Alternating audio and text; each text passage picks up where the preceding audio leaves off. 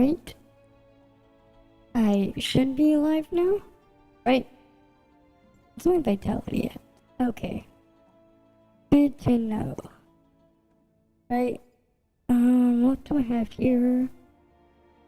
I can't make use of any of that. Doesn't really matter. My rank is secured. Oh, cool! They actually fixed it, so it actually does show the score now. That's good. I didn't even notice. Because I didn't bother to check. Well, that's nice that they actually updated it to actually show the score. Hey, Simon. Welcome, welcome. Alright, like, I didn't notice they did that. Because, like, for the longest time, the leaderboard there was broken. When did they fix it? Right? When did they fix the leaderboard? I just noticed. Right? Hi, Akshat. I thought it was still broken. Because I didn't bother to check it. Recently. Alright, let's get my dailies and stuff done first. I'm probably going to do a bunch of fishing later. On stream. I think I will, because it'd be nice if I could get that last piece of Curvo set. How's the video going? It's still taking some time. I'm still going through the video slowly. Like, it's taking some time, because, what, it's more than 30 hours of stuff to scrub through, right? It's a lot. I have, like, a lot of markers and stuff, but I haven't begun starting to cut the stuff apart yet. Any ideas on laptops? Kind of, but, like, laptops are kind of a mess. Because of how they've, like, how they kind of, like, I'm trying to figure out how I'm gonna describe it there. Well, specifically because when you look at laptops, here's the thing. Be careful when you read the specs on laptops, because here's the thing. Let's say you have, like, two gaming laptops, right? Yeah, let's say they both have the same specs on paper. Let's say they both have, let's say, an RTX 4070 inside or something, right? Right, let's say both of them have an RTX 4070 and both of them have, I don't know, the Ryzen CPU, right? I'm not even, like, this isn't just for gaming ones, just in general. Even if they look like they have the same specs, that's not the entire case, because what they do when they're making these laptops, right, you have your Dells, you have your HPs, you have your Lenovo's, your MSIs, or whoever, they buy the chips, right? Let's say, in this case, they buy the CPU from AMD, they buy the graphics chip from NVIDIA, and they're given guidelines, but, like, on how to put them on the laptop, but not, like, how they're really, enforced. So, like, what I'm saying is, you can have, let's say, two laptops with the exact same specs, but one will be faster than the other, because they can choose to make it so this laptop will consume a little bit more power than the other one, and because of that, they won't perform the same, right? That is, like, the other tricky part, because they don't have to advertise that on the box, right? So, like, if you were to, like, walk into, like, a Best Buy or something, and you just see a bunch of laptops lined up, and you're looking at the specs, that's not the whole story, right? Because, they're not gonna tell you the power draw, which is, like, a huge indicator, because it also means that, like, how hot will it get, right? Like, it doesn't matter where you're buying them. They don't have to tell you. Like, the only way you can find out is if you look up a review of a specific laptop model, and then from there, you have to make a decision. Like, actually look at reviews instead. It's not quite that simple, unfortunately. Though, something that's gotten my attention recently, right? I don't think they sell on Amazon, but let me see if I can pull it up. Simply because it is an interesting concept. And so far they've been doing some pretty interesting things with it, because you did mention the laptop, Let's see if I can find it. Let me just turn off the game preview first. Because, yeah. Unreal Air glasses, I've seen those. Yes, I've heard of those. It's just a pair of glasses you put on and there's like a little screen in the glass. The glasses, yeah, I've seen them. What's it called? Yeah, framework. Framework. Right here. So, honestly, if I was to like go and get a brand new laptop right now, what I would probably buy is if probably one of these framework laptops. The reason being is there's a couple of things. One,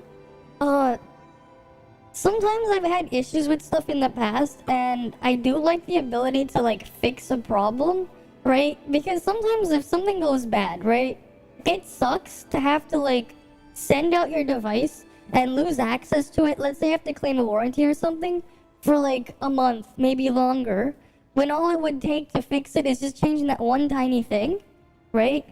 So like, what's cool that these guys, this is like the only laptop I'm aware of where literally every single piece of the laptop you can buy individually if there's a problem, right?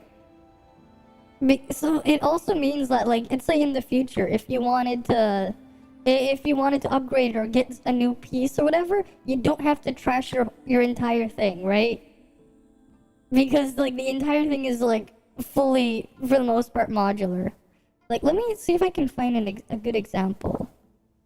Let's say, yeah, like you can go to, let's say you can go buy parts, right? Let's say the antenna broke, right, for your wireless. You can go buy a new one for $19. Your screen broke, you can just buy a new screen, right? If you want. You need a new fan, you can buy the new fan for the laptop, right? Like every single thing is here. The hinge broke, you can like actually buy it. Oh, the speaker, your speaker's broken, right? $25 replacement, or maybe you want to upgrade the speaker to a fancier speaker that you didn't buy one when you got it. You can do that. Let's say the trackpad is broken again, right? You can replace pretty much anything in here, right? They will sell you, yeah, right? They will sell you anything, like, and you can even like get upgrades. Let's say you didn't have a fingerprint sensor and now you want one, you can get one, right? $38 a there, right? Oh, here's another one. Here's like one of the things that can fail, and the things I've had issues before with my laptop. I've had my the battery in my laptop expand before, and I had to go through multiple.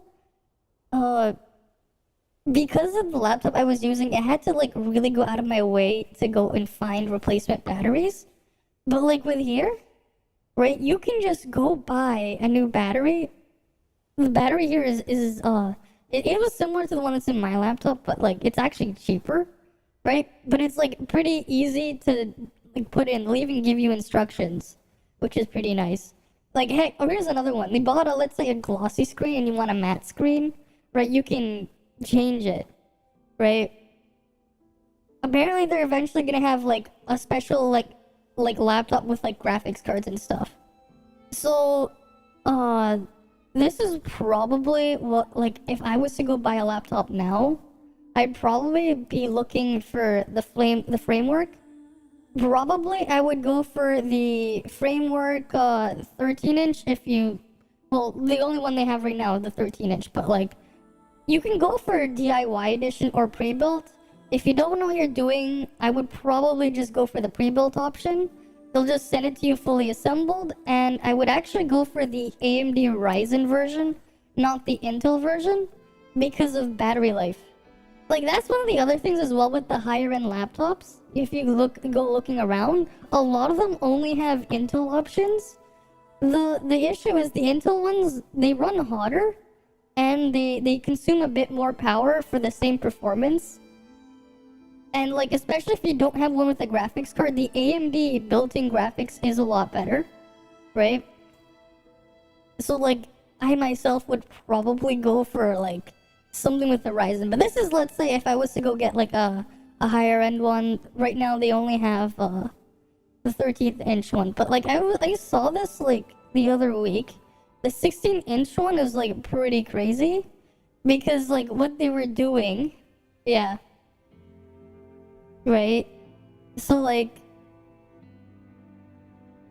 you know, I think I'll pull up that video.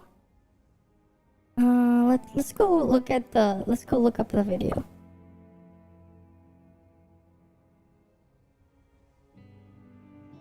There was like, right, no,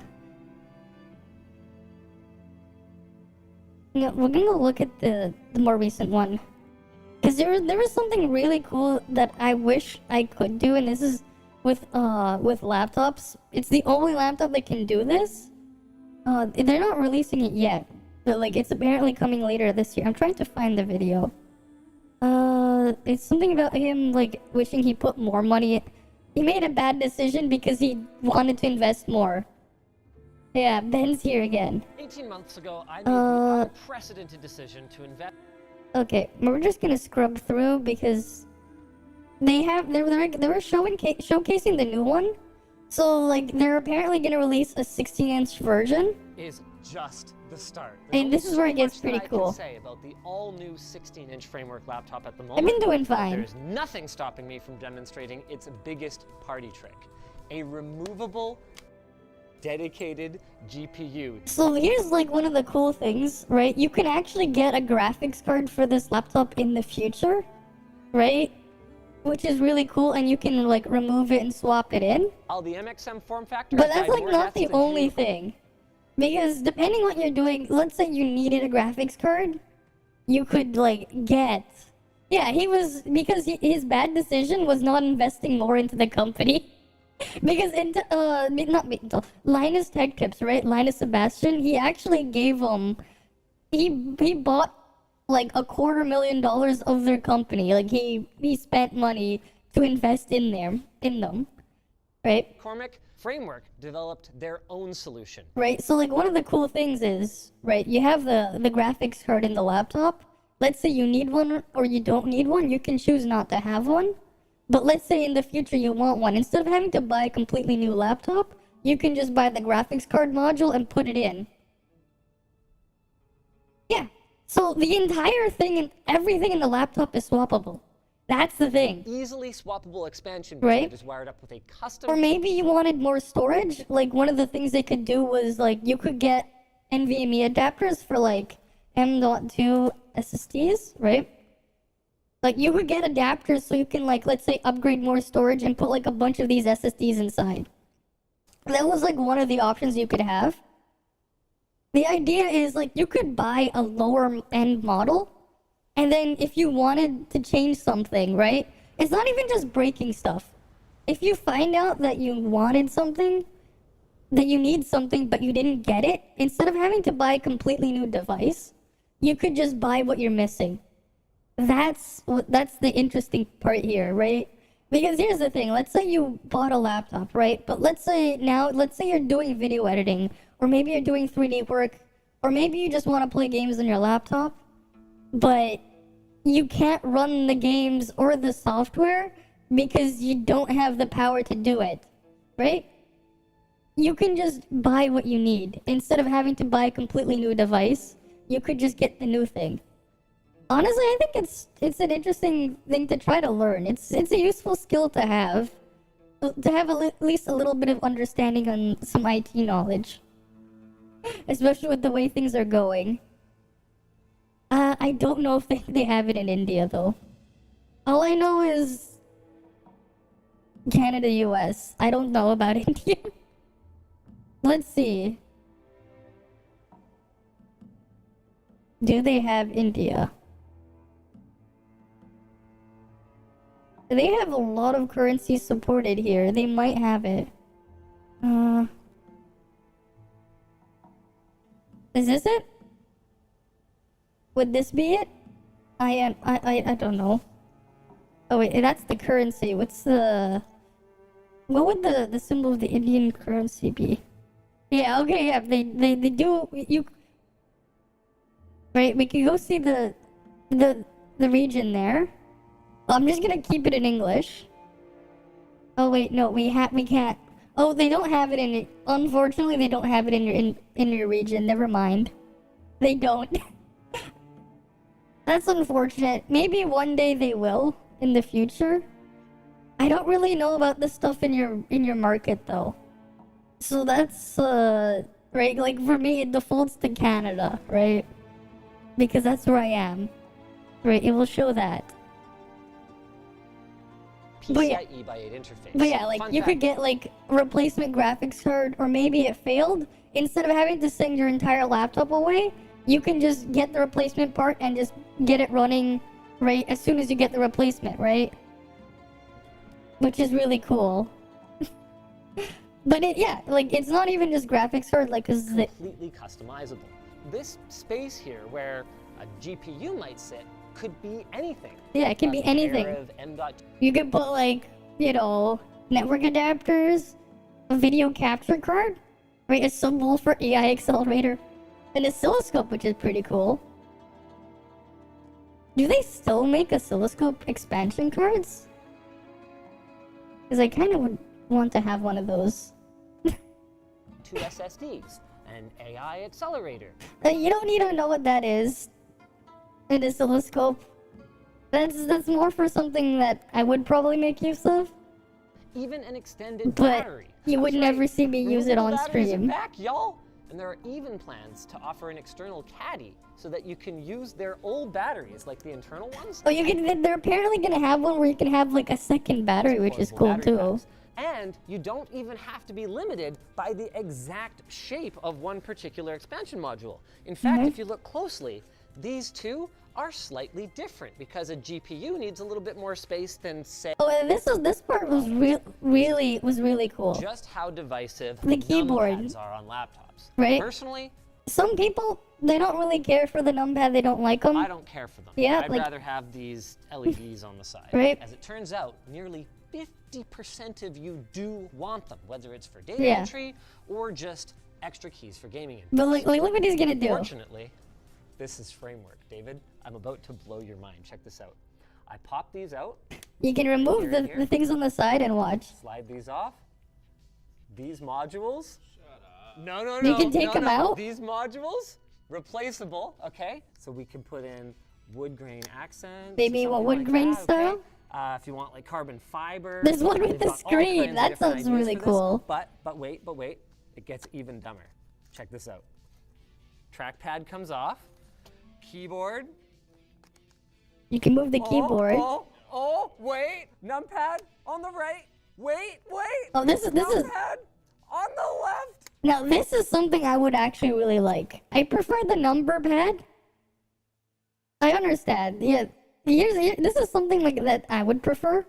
I prefer the number pad on the left side of the keyboard, not the right side. I prefer it on the left side because it's actually in a spot where like I actually could keep my hands on the keyboard. Because generally I keep my hands on my left hand on the keyboard, my right hand's on the mouse. And I'd rather not have to take my hand off the mouse to then use the right side of the keyboard, and rather just, you know, move my hand over a little bit. And that's like a personal preference for me. That's why I actually have a separate number pad. Like I have a number pad keypad, and then I use like a smaller keyboard instead because I can move the number pad wherever. No, this is not thing. I did not get this. This model of laptop doesn't even exist yet. This is just a prototype. They don't even have it like available to purchase. You can't buy this laptop yet. But if I was gonna buy a laptop, personally for me, I would probably buy this one. Just because of all the like, outside of like how easy it is to repair, because that, I could just customize it to be more suiting to my preferences. Because I don't think I've ever seen a laptop with a number pad on the left side of the keyboard. Like if it's on the right side of the keyboard, I just don't care anymore that there's a number pad there because I wouldn't use it. But if it's on the left side, I would actually make use of it. But I hate it when my trackpad isn't centered and my keyboard. And then you can move the Shut up! It's right move the keyboard. trackpad too. Are you kidding me right now? Oh yeah. Oh yeah. This. And then of course, is wild. this You know this those one's niche also pretty keyboards cool. that you've seen with a second screen or whatever? Well, Framework has been paying attention.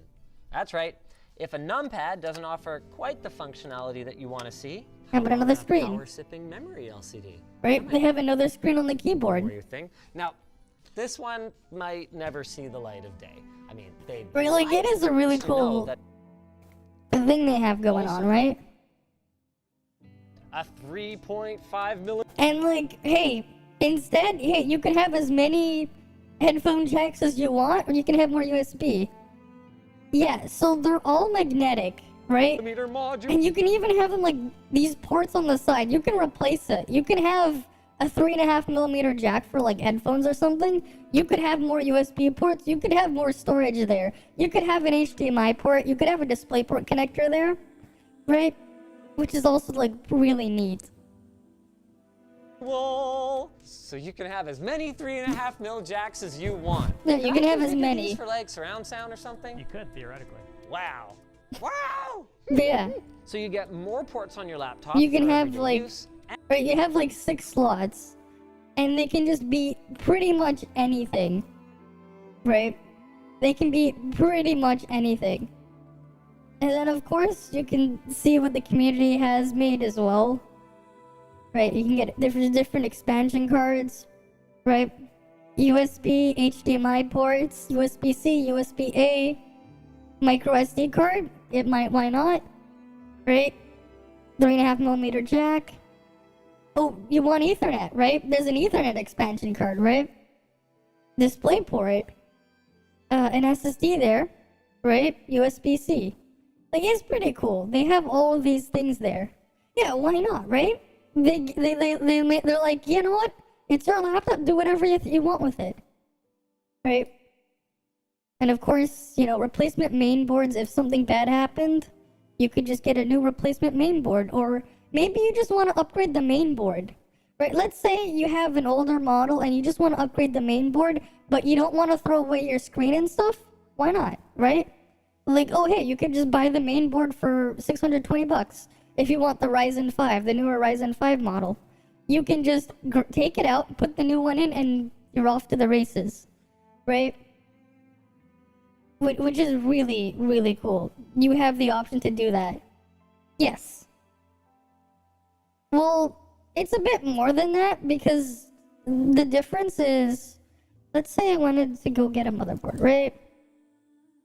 I don't know. Let's go say I have a desktop motherboard. Let's say I have what, X570. Oh, let's go. Yeah, X670. Right? So ignore the price. I just picked like a random high-end chipset, right? So what the motherboard is, right? It's just you got your expansion slots there. You got your ports on the side.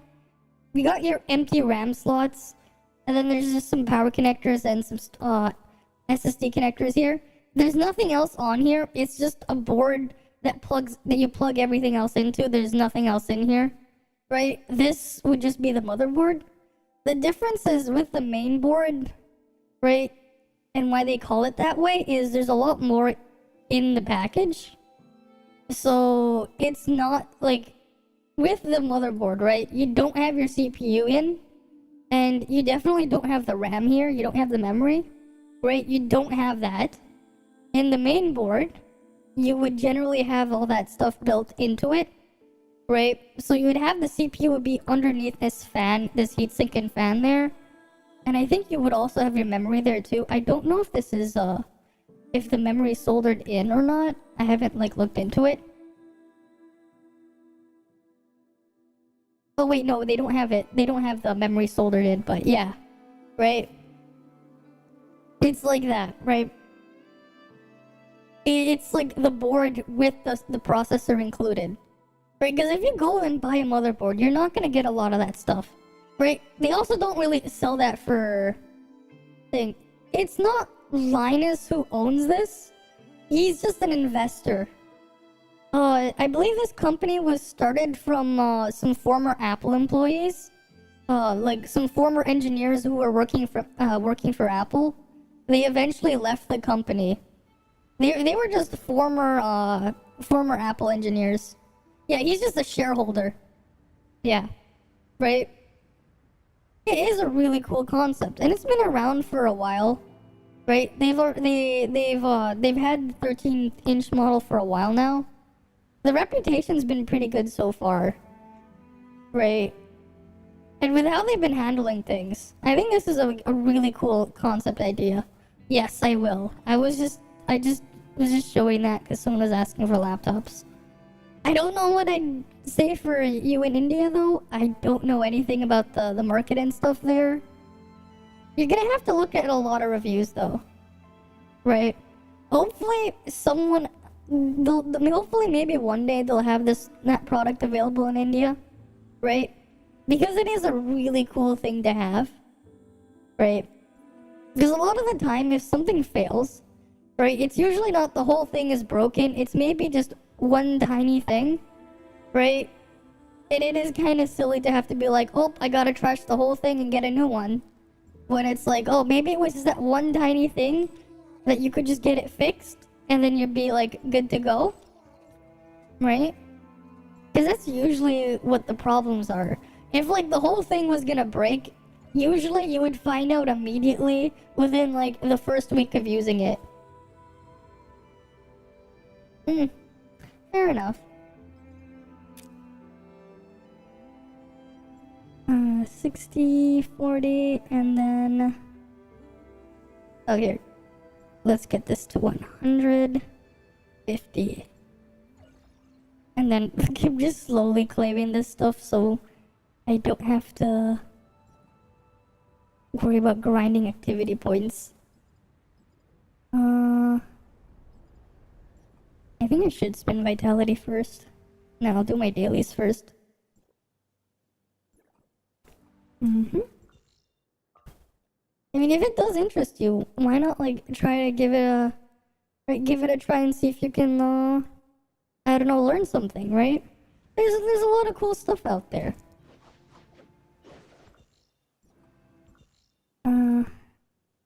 Right, we're gonna go through the dailies first. And it is a useful skill to have if it does interest you, right?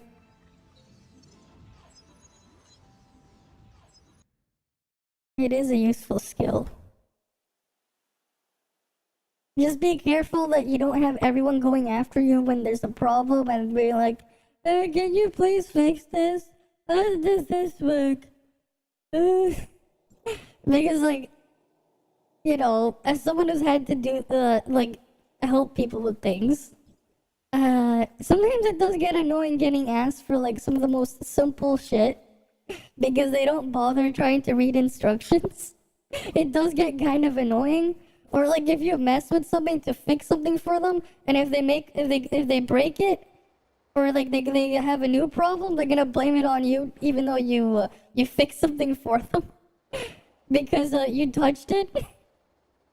I don't know if any of you guys have had that experience, but I've had that experience a ton of times. Exactly, there's that too. You're out of single-player games to play. How can you be out? There's so many games out there. I say that with like right. I look at my Steam backlog. I have like 300 plus games that I don't. Yeah, time and effort wasted for sure. Like at this point, sometimes I make the joke. I'm like, do you have negative IQ? Like, if you can't read the thing on the screen. But I end up like going back and fixing it anyways. That's the only downside. The upside is you can deal with problems yourself, or you can speed up the process if there is an issue, right? Having troubleshooting skills like is just a very good skill to have, right? Knowing how to troubleshoot. Even if you don't know how to fix something, at least, you know, being able to identify the problem, you can get the problem solved a lot quicker. If you have a broken heart if you mean a physically broken heart, maybe you need to see a doctor or something. Right? So, yeah, maybe you need to go to a hospital if it was physically broken.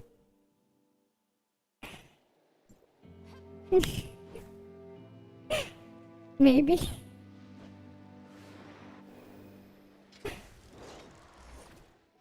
Alright, let's go kill the things.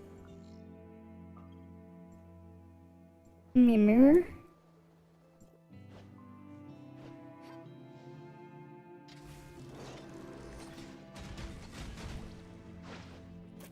And of course he gets one shot like that. And then the last one's over here.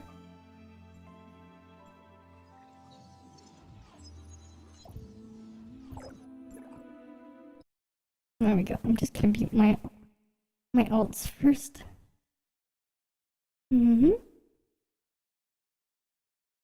Okay. We just wait for it to load. I don't know about that. I just took the answer in a different direction. And was like, oh, if you have a heart problem, probably go to a hospital and get it checked. Probably not what he meant. I mean, it definitely was. I'm pretty sure it definitely wasn't. But you know, sometimes you gotta make a joke out of things. And have fun with it. Right?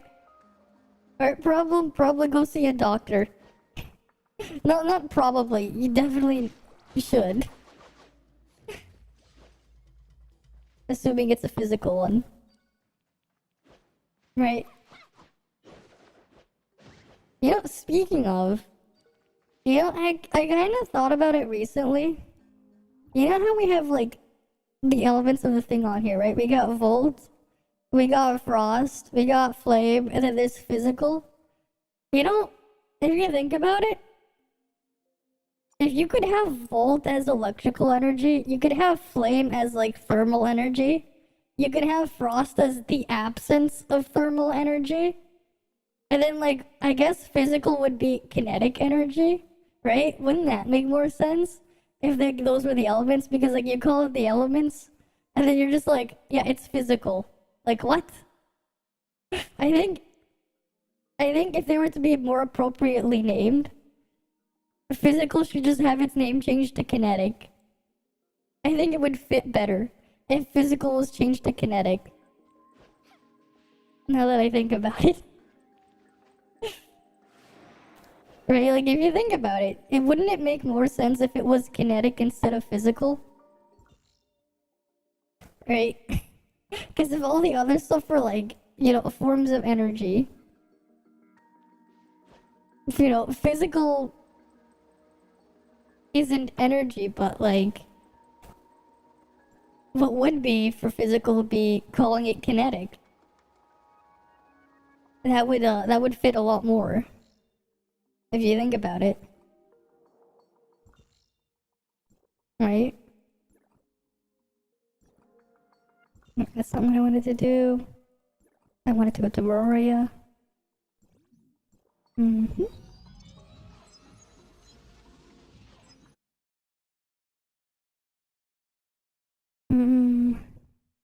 I'm gonna go spend Vitality first, I think.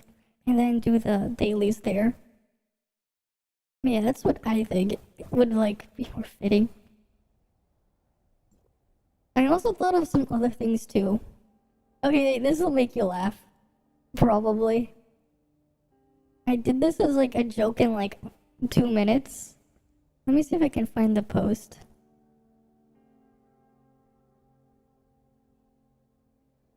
Right?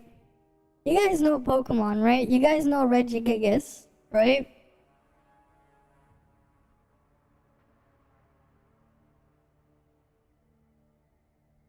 No one commented on that. That's lame. Let me log into my things first.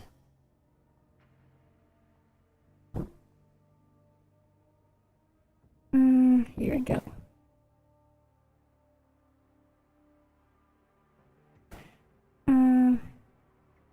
Okay. So, I made the most perfect fan art that perfectly embodies Ruby and how she functions. I labeled it as a meme and I put spoiler tag there because I thought this would be fitting. But have a look. I think this is perfect. I think that perfectly embodies how Ruby plays. I think this is like the most fitting representation of Ruby. I put the dolly on the hand here because I don't know where else I was gonna put it. This was a pretty lazy rush job, but I thought it turned out pretty well. It's Ruby Gigas with her slow start ability, right? Ability is slow start. Yeah.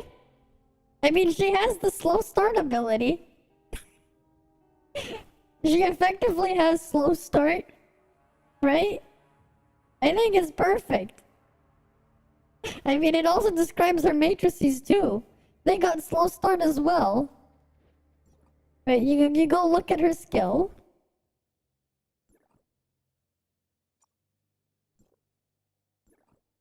Right, you have to spend 8 seconds to get your 8 stacks of heat every time, right? To get the buff. And then you go look at her matrices, it's even worse. Because, you know, where are they? Where the hell are the Ruby matrices? I know I have them here. Right?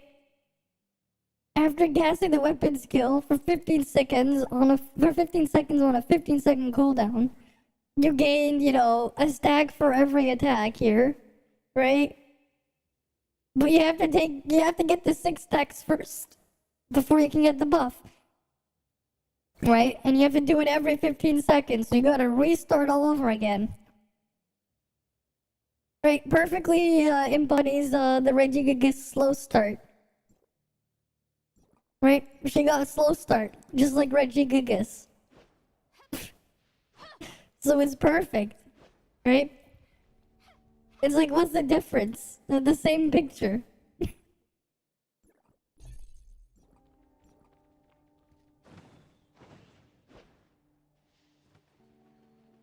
Okay.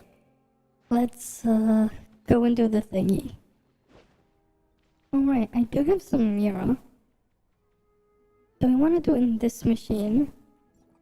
Or do I do it the other machine first? Which machine do I clean out now for the outfit first? This one or the other one? Maybe this one. And of course I don't get anything. Because of course I don't. And this is gonna take like forever to clean out. Mm-hmm.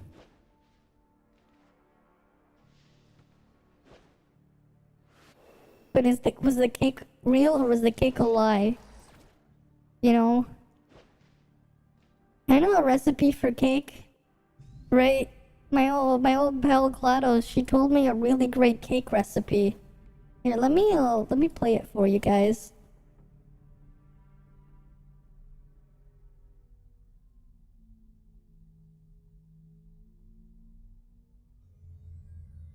There's a really good cake recipe.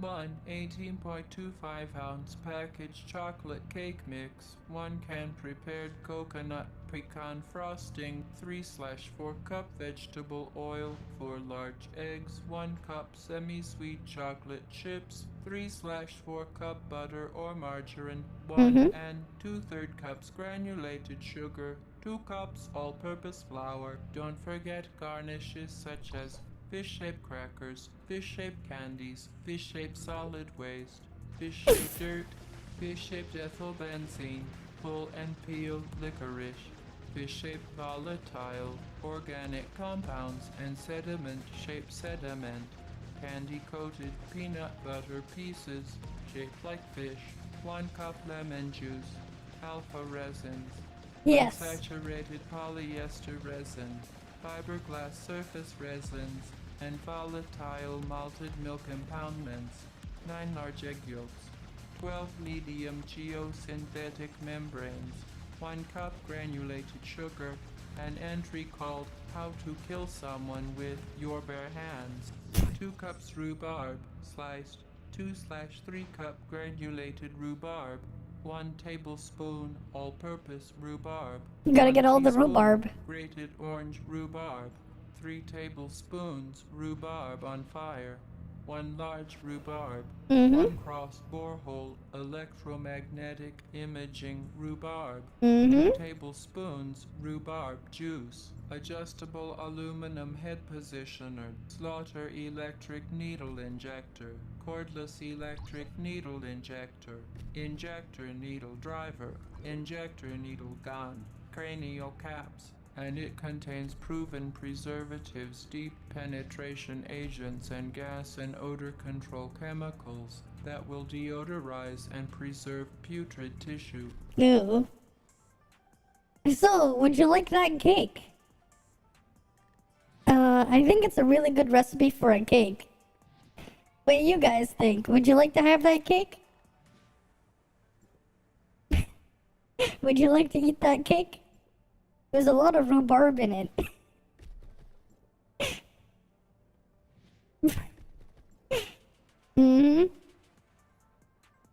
Lots of penetration there. I mean, if there's a hole, there's a goal, I guess.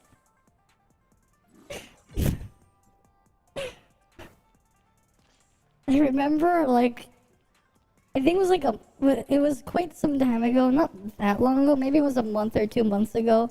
I remember I was looking at, I was reading some cultural content on a very cultured, place.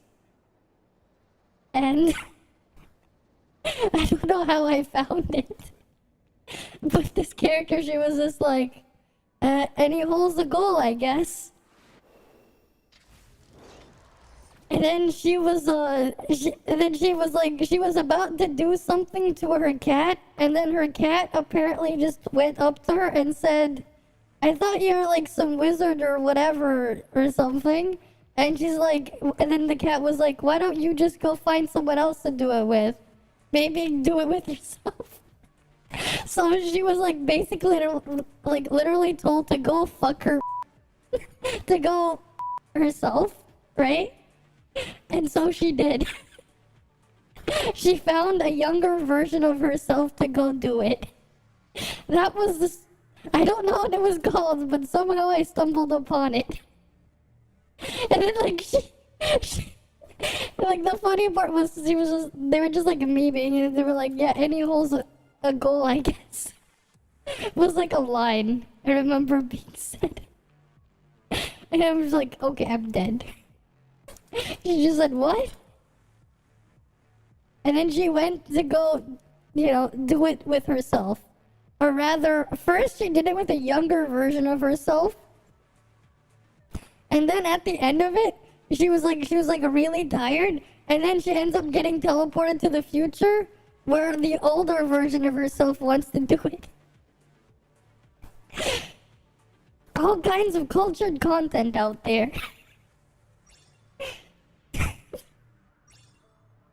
You're just like, any hole's a goal, I guess.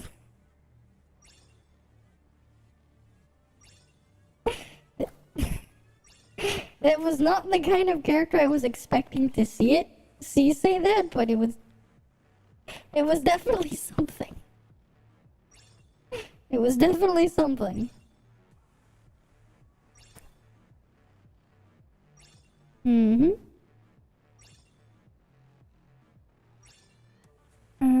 Wait. Which one was this? Wormhole Void Drift. You can turn your back onto cultural content. Okay then. I mean, you gotta like my choice of words for it, right? Cultural content. That is definitely one of the word choices of all time. Just calling it cultural content. Right?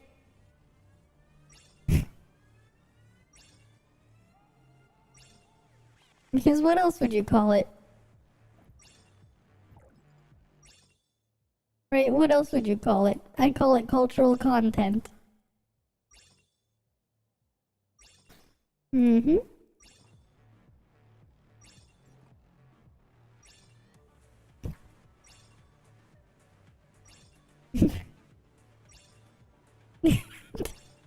Don't go cultural all over the place. Why would I do that?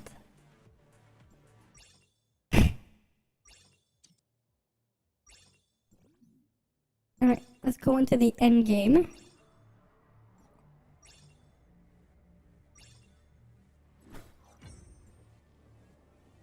Anyone queuing up for the end game?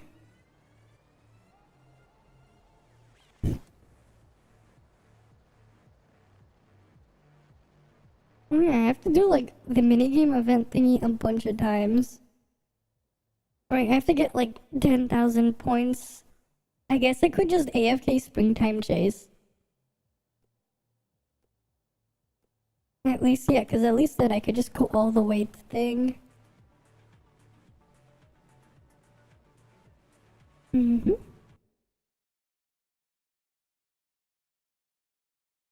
Right, we'll go load in. You did all your points with a party of 8. Ah, nice. You know, I kind of just realized something the other day. Like, this is a pretty funny take, honestly. Tianlong and Sake have the wrong element. Oh, nice. If you think about it, Tianlong and Sake have the wrong element.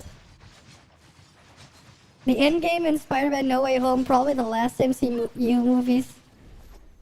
Yeah, I don't have, Icarus. I mean, why would I just think? So you saw a tree monkey? We go hunt. Of course. No, you just go, like, place your characters in the tree and then just go chill there. Mm-hmm. Why not just AFK? You know, the thing is, like, you only need one person, like, actively queuing, and then you can just AFK with the other stuff, right?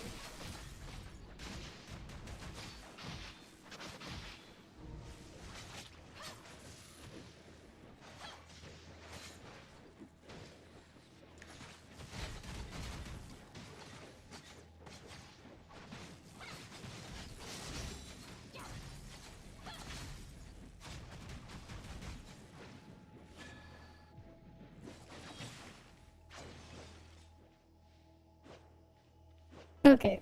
Yeah, so what I was gonna try to say though, right? Is if you think about it, imagine if Tianlong didn't kill himself and he was Frost. And then imagine if Sake was Volt instead. Like if you think about it, there's only a few servers that got merged. It doesn't affect most people. It didn't change anything to my server. Because my server didn't get merged. But yeah, like onto what I was saying. If you think about it, right? The only reason why you use discharges in Volt Comp is just to activate Tion's Volt Sense. Right? And the thing is, like, a lot of the discharges are shit anyways. But because the Volt Sense isn't, you know, the worst thing ever damage-wise, when you trigger it, it still gets used. Right? But what would happen if it was in a spot where you actually wanted to use them? Right? Or the fact that, if you think about it, let's say you have Alice, right? What does Alice do, right? Alice uses her skill. Well, when you use the skill with Alice, right, with her A1, she'll do her discharge, and then she'll use the skill again, right? And the way Tion's passive thing works is you deal damage, right? Every time you use a skill or a discharge, right? But it's tied to Volt only. But what if it was a Frost only? Right? No. No, Benz. Come on. Right, if you think about it. Right? Because,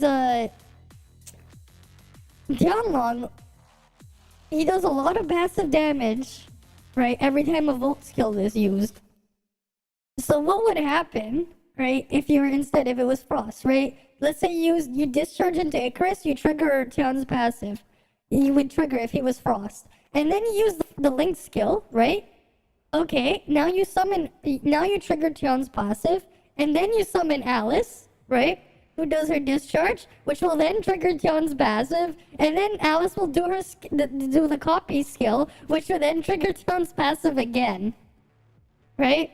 Icarus is just a worse version of Fenrir but Frost, and requires discharges. That's what he is. If you play Fenrir Saki Lin, Icarus plays exactly the same, except you have to use his discharge instead of Saki's skill to reset. Saki's A1 to reset. Right? It's basically the same. Right? They basically work the same. If you think about it that way. You also still have to kinda cancel, yeah, a billion things. I mean, that just happens in general to everything at this point. You have to cancel almost anything. If it has an animation, chances are you probably want to cancel it. Which is stupid. They need to actually make it so they're actually good so you don't cancel them, but nope. Yeah. I mean, they play basically the same, right? It's just that one of them does more damage to a target that doesn't move and has 0 resistance. But yeah. Icarus is safe Frost. Like, I'm pretty sure, unless the next Frost character is just Tianlong, but Frost and doesn't kill himself, he's probably gonna get replaced as soon as the next Frost character comes. Like, immediately. I don't see Icarus surviving unless they just do this. Unless they just take Tianlong, change this to Frost, and make it so he doesn't kill himself. Right? Just change all of this to Frost. If they do that, then Icarus would stay.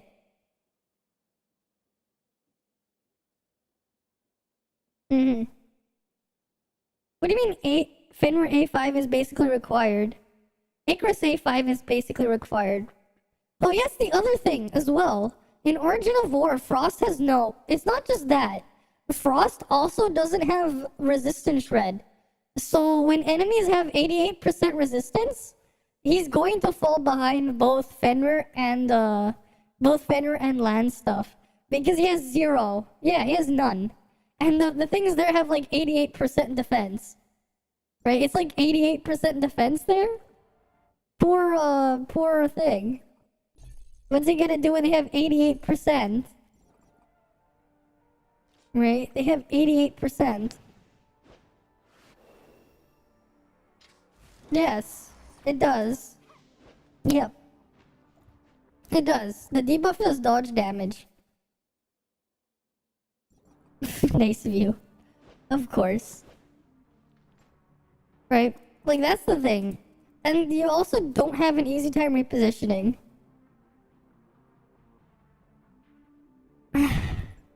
Hmm.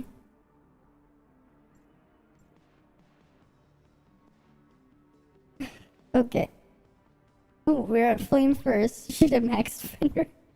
Wait, there's a reason why I didn't bother with Icarus. Because, like, the way they had him work was a thing. I mean, it's just gonna play the same, but slightly worse. In like, practical stuff. And they seem to be balancing things back this way as well. Icarus is also just a lot more expensive than Fenrir. He's a lot more expensive because, the relationship between, Icarus and Alice is, like, the exact opposite relationship between Anna and Lan. Where, like, if you think about it, right? Icarus is kind of like Annabella, kind of. While Alice is more like Lan. If you think about it, because, Annabella definitely needs Lan, but Lan doesn't need Annabella. In the same case for Icarus, right? Icarus definitely requires Alice, right? A lot of the damage from Icarus is heavily reliant on Alice. Like 42% of all the damage Icarus does, right? 42% of Icarus's damage is just Alice's clone, right? If you didn't have Alice A1, Icarus loses 42% of his damage. How do I know this? Because right, Alice copies the skill, right? Alice copies Icarus's skill, right? At 70% its original damage, right? Icarus is only there to use his skill and discharges, right? Well, you cancel the discharge, but you use the skill. Okay, so then how about some simple math there, then, right? So if Icarus's skill is 100%, and you have Alice's skill doing 70, Alice is copying the skill is 70%, right? So your total is 170%, but you have 70% out of 170%, right? So 7 over 17, that's what, like 41 or, that's like 41 or 42%, right? So like 41 or 42%, something like that, of all of Icarus's damage is from Alice A1. And then you have Alice's damage on top, right? And that too, you have to roll the dice every time Alice spawns for the position on where it's gonna hit. But at the same time, you know, theoretically speaking, 41% of Icarus's damage is from Alice. 41%, right? Because, you know, they made his multipliers kind of low. You need A5 to make it do quite a bit more, right? And the only reason why it's like this is like Fenrir is significantly stronger as a unit on her own, but Icarus, he definitely needs Alice. Like, I can't imagine Icarus doing much of anything if you had no Alice. Like, I'm pretty sure playing Icarus without Alice does less damage than just playing Alice. Because of the actual amount of the multipliers on his kit. Especially when you consider, like, like Alice's multipliers on her normal attack stuff. It's stronger than Meryl A5's on field. It's actually one of the highest on field in the game. Like, in terms of on field damage, Alice has like the highest. Like, Fenrir's on field damage from her normal attacks are pretty shit. They're not very high.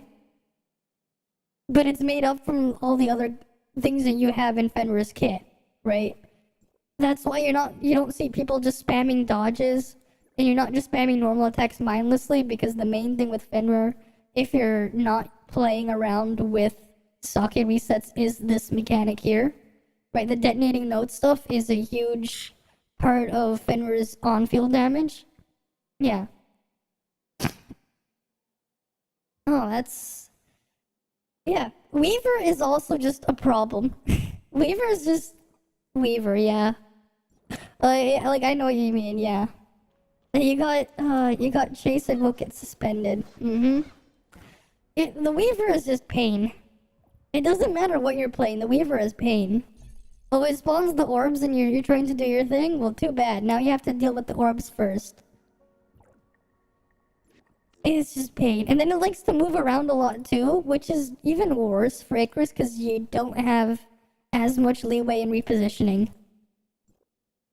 Okay. Alright, you have a good rest then, Benz. Right. That is the unfortunate reality of Icarus. Like, he's not bad, he's just not great either. Like, the amount of personal damage from Icarus isn't very high. Yeah, it's not as bad as you think. It's like, the reason why Icarus isn't as crazy on his own is because they didn't have to, because Alice was very stonks. Sake is still very strong, right? Like, so on their own, you know, it is what it is. Right? It is funny though. To be honest, it would be a lot better for Icarus if Tianlong was Volt, no, wasn't Volt. If Tianlong was Frost and Saki was Volt instead, if you could run Icarus, Tianlong, and Alice if you could, you cannot, right? Because it doesn't work. Because Tion only works with Volt and nothing but Volt. But if they changed him to Frost and worked with only Frost, Icarus would be doing a lot more damage. Yeah. No, like, with me, I don't really care femboy design or whatever. It's just, I already have Fenrir. I don't need a worse version of Fenrir to play. Right? Like, the way Fenrir is, because of how Alice does not copy certain things properly, right? And Tianlong doesn't really do anything for Fenrir. He's just there to give a little bit of a buff, right? And there's a little bit of extra damage when you use a skill, but you don't activate it very often when you're using Fenrir and Tianlong. But you would if you activate a lot of the passive damage when you're using Fenrir with Saki because of resets, right? But like, if Tianlong was Frost, and his stuff worked with Frost weapons instead of Volt, right? You think about it. Icarus uses his Discharge. You now trigger the bonus damage from Tianlong, right? And you also, what else do you get? You get 2 uses of Icarus' skill, right? Cool, right? You get what? Right? We can go look at how much it would do, right? We're gonna ignore the HP scaling stuff because that's not actually gonna matter. Right here, on unleashing a Volt Weapon Discharge, right? 100% of attack, right? So you get an extra 100% of attack. But there's the other thing with the skill. This one here. 400% of attack, right? When any Volt Weapon skill or discharge is used, right? Okay, so you use the skill, right? Well, you use the discharge first. You get 100% attack, and then you get another 100% attack on top, right? So you get 500% of attack of extra damage on top as soon as you use Icarus' discharge, right? On top of, what else do you get? You activate the passive on Icarus, so you can use the skill twice. Now you go use Icarus' skill, what happens? So Icarus uses his skill, Jianlong will trigger, right? Well, first Icarus will trigger his A1, right? Icarus would then trigger the A1 effect here, right? 120% of attack, cool, right? But wait, there's more, right? Because Icarus used a skill, you now would trigger, right? If Tianlong was Frost, you would trigger this, you would get 400% of attack on top, and then, wait, there's more. You have Alice, right? So then you have Alice A1, right? So you have Alice, where are you, Alice? Alice does her discharge. Oh, but because of the discharge, you get another 500% of attack because you triggered the discharge, right? And then Alice copies the skill afterwards. So that's another 400% of attack. Like, can you imagine, like, how much more damage Tianlong would add if he was Frost, right? If we think about it, how much more? Right, we have the calculator out, right?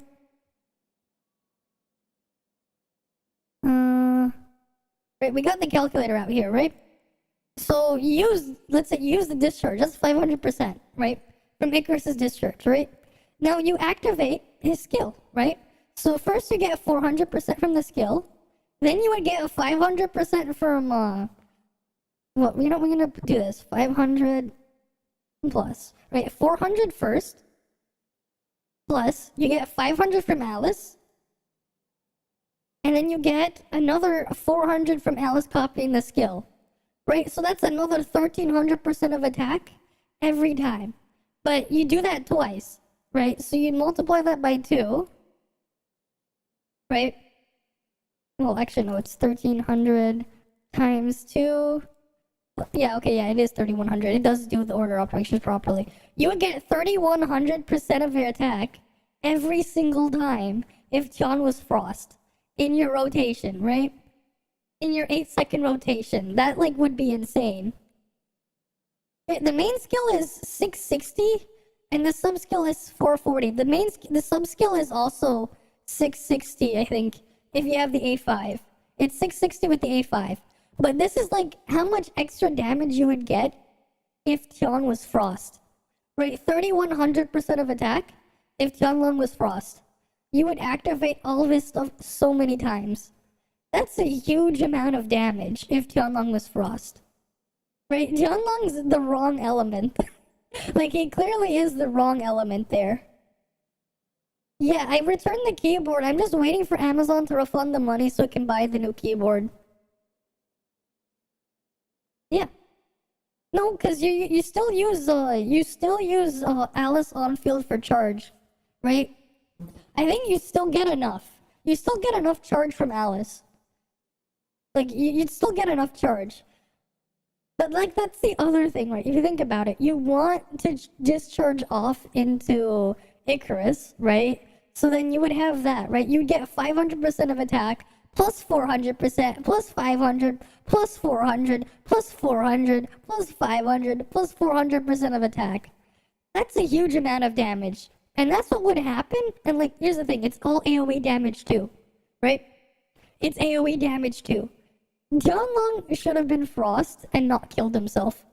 If he was Frost and didn't kill himself, Icarus would be very stonks. But that's not the case, right? Because, like, that is a huge amount of damage, right? Like, if you think about it, this is about as much damage. It's a little bit more damage than this is like the same amount of damage as Anna using 5 bullets at once.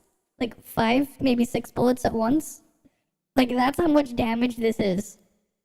I think it's closer to 6 bullets. Probably 5.5. That is a lot of damage. Right? And that's what would happen if Tianlong was Frost. And, like, your rotation time's 8 seconds. Right? So, like, it would have been insane. And of course, if we had, if Saki was Volt instead, right? Because here's the thing. If you think about it, the way Saki works is the more skills you use, the faster you can trigger this. Fenrir there's 3 skills right off the bat, right? And she just wants to cast the skills to trigger all these extra effects, right? Like the A3 here, this is all passive damage, big AoE, 650% every time you use her skill, right? This is like a perfect fit here because you need the reset for Fenrir to do that. But with Icarus, you don't need the reset because you discharge to get the skill. So, like, Saki Icarus is mostly just so you can make use of Icarus's A3, kind of, but not really. It's still, this thing's still a mess because sometimes the main skill does bug out. At least from what I tried in the trial. Right. They're just the wrong element. Is what I kind of realized there. Icarus would definitely like to have a Tianlong.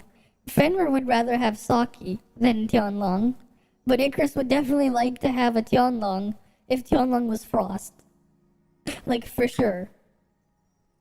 Right. It's like a really interesting thing to think about. When you realize, oh wait, that's how they work. Right, you would like make a huge, like you would take a huge advantage out of Tion's passive damage if he was Frost. Because of Alice, because of Icarus. But because he isn't, how often do you trigger his stuff on with Fenrir? Right? In what? In 30 seconds, how many skill uses do you get?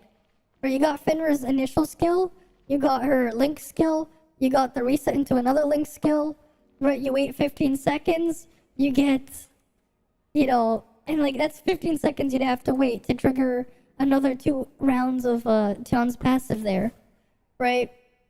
You don't trigger it anywhere nearly as much in that kind of situation. Hey, Black and White, welcome, welcome. It is interesting to think about, though.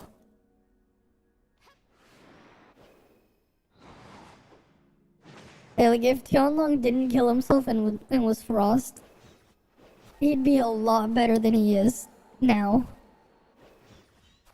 Just because Icarus would rather have, something that works like Tianlong than Fenrir would like to have a Tianlong, because Fenrir would rather have Saki resets.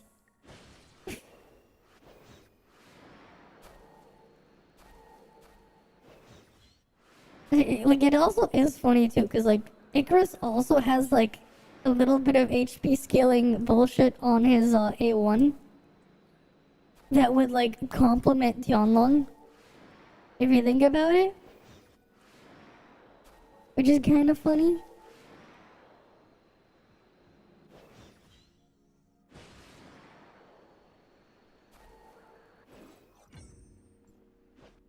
He definitely was the wrong element. He most definitely was. Okay, let's go over here. Oh, I forgot to put the grapple arm back. That's Pepega. I should have swapped it back after I did that. Give me my grapple arm.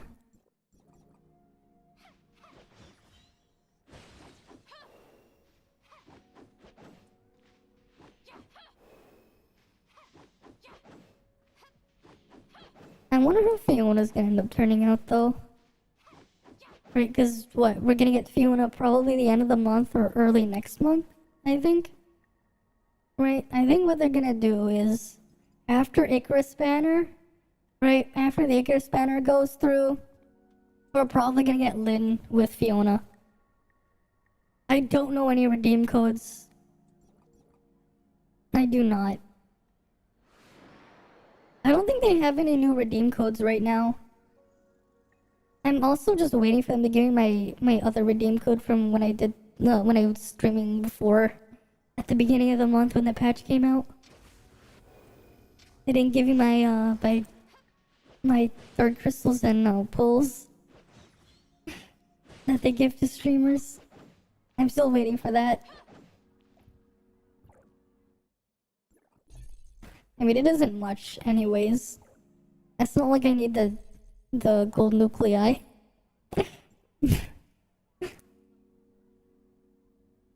Open module. No instructions. Let's go. But yeah, like when you think about it, those weapons were just in the wrong element there.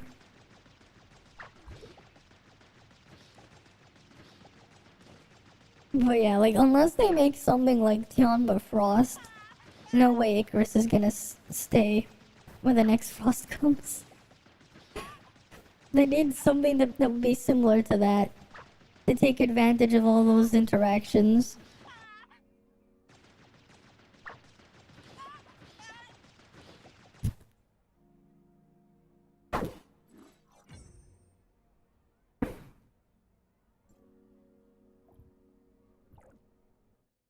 Mm-hmm.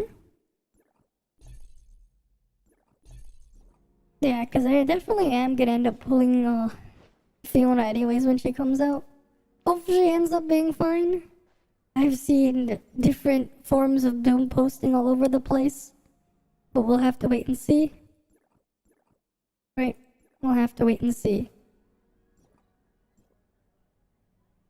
Did I finish the thing for that event thing? Where is it? Here we go. Themed event. Mm-hmm. Join now.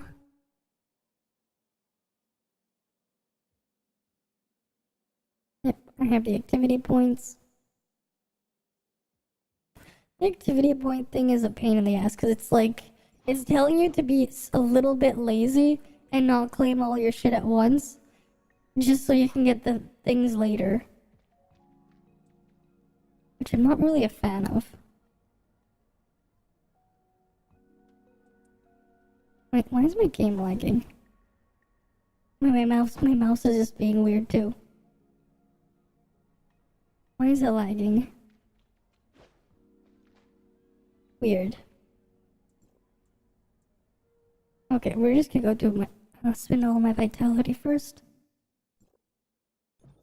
And then I'm gonna go do my stuff on my ult.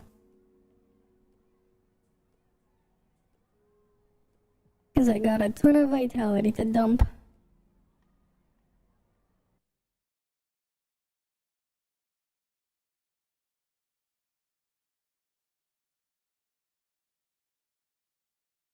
Mm-hmm.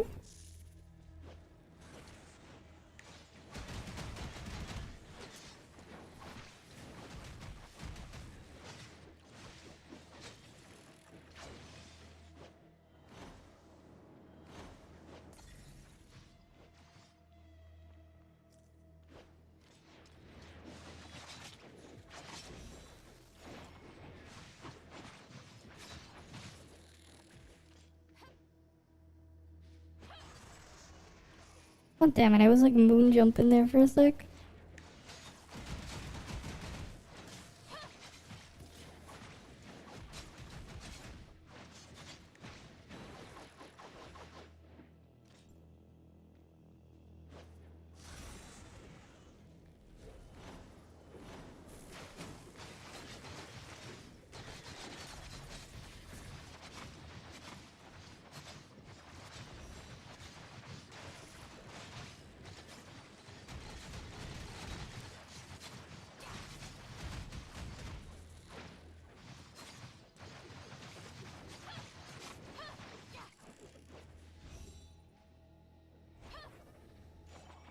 Oh damn it, I was like in the air. Oh.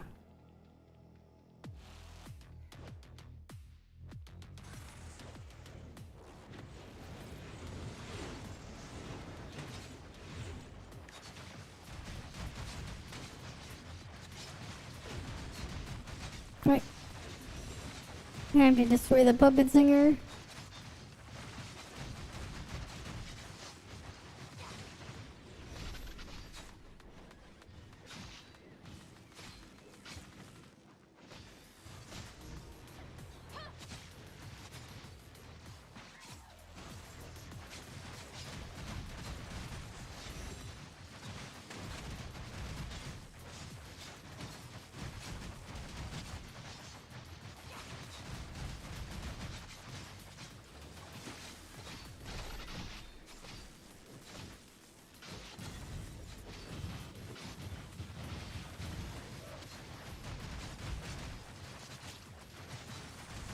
What's this person doing? He's doing like the wrong rotation.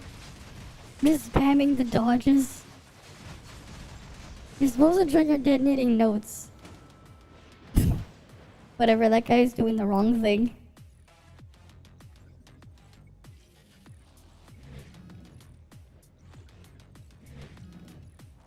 Alright, I'm gonna go get my ult to loot everything now. I got a double gold drop, which means I hit the pity thing at the same time.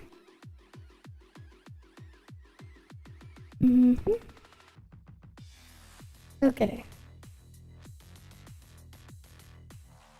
Right, let's go loot the stuff.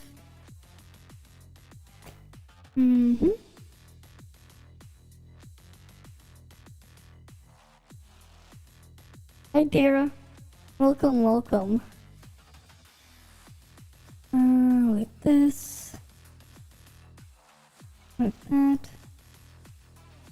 I'm just gonna loot the chest behind it on my ult right there. And then I'm gonna go to the next one. Because I didn't get anything from that chest.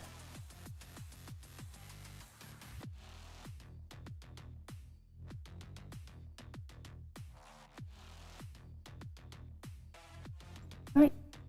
On to the next one.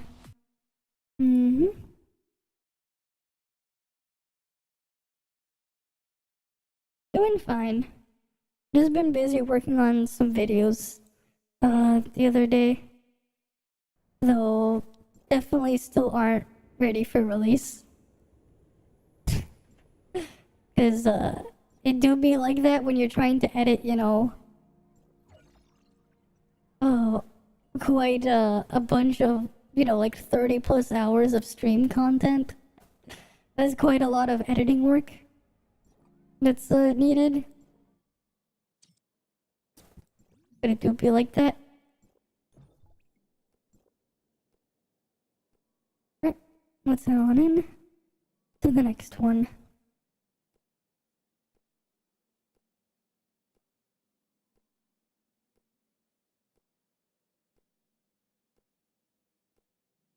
Yep, we definitely do be busy. I heard though, like, I heard that that thing was like Point Crow or something. Apparently has been attacked by Nintendo, which is not great because he was playing Breath of the Wild but better. And then his other stuff too of him playing other shit, even though all of his stuff was like under fair use and everything. Because that's Nintendo for you.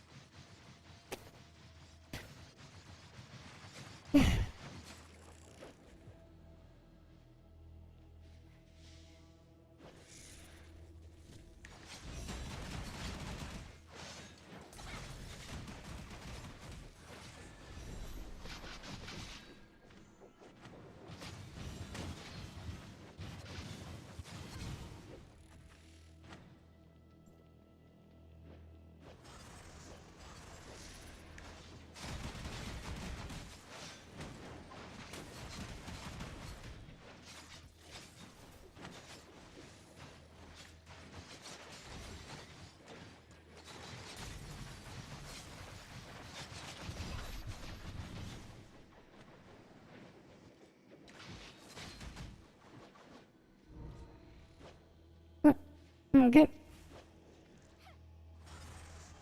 Alright, they use the grapple thing to get closer.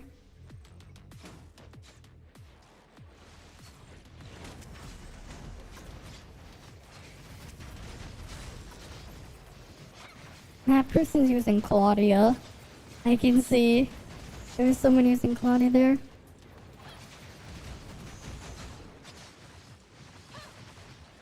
That's quite the damage gap.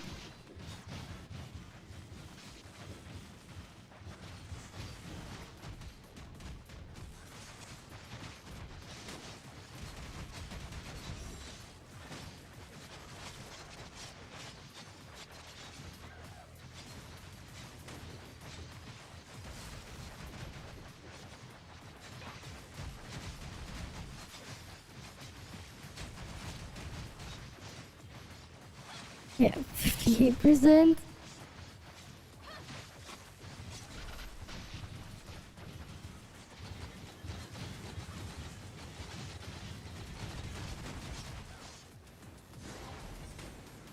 Right, that's quite the damage gap.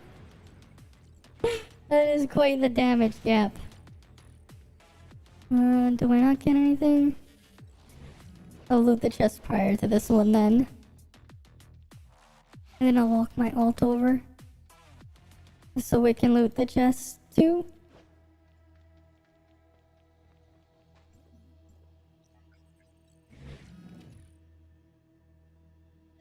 Wait. That one might have been the... Wait, no, I don't think that was pity pool. Alright, let's go ahead and loot the chests.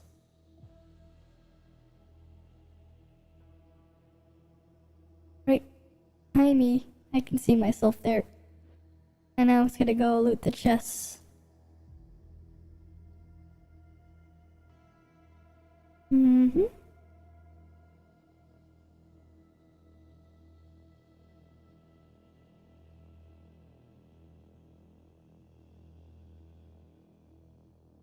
Oh, I ran out of inventory space.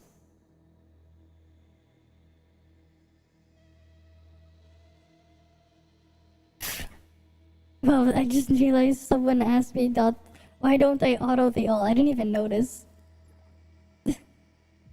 That's funny. I have to go empty the inventory on my ults. The inventory on my ult is full. Or rather, I have to go dump a lot of the junk gear. So give me a moment. Mm-hmm.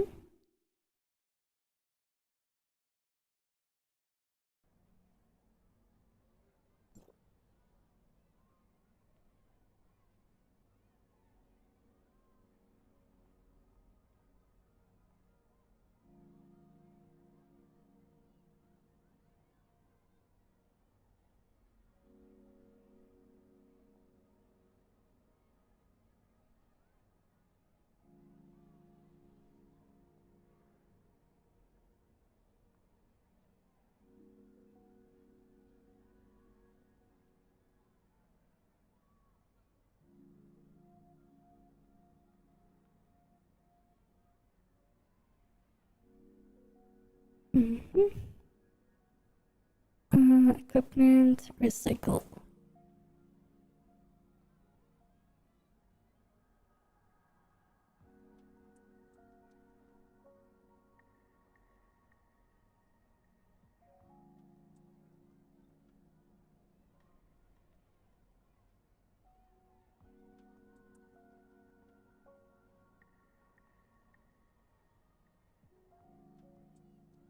Yeah, I have like so many pages to recycle on my ult of junk gear.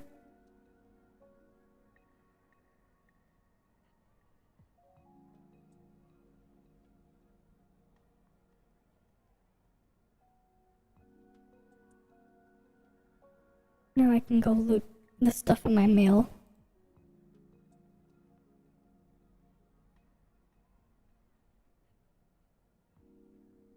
Mm-hmm. And then we'll go queue up again.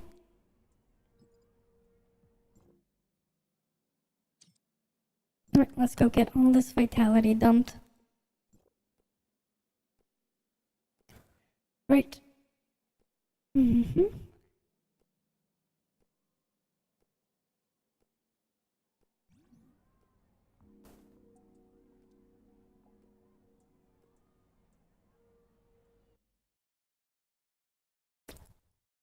Wait, load.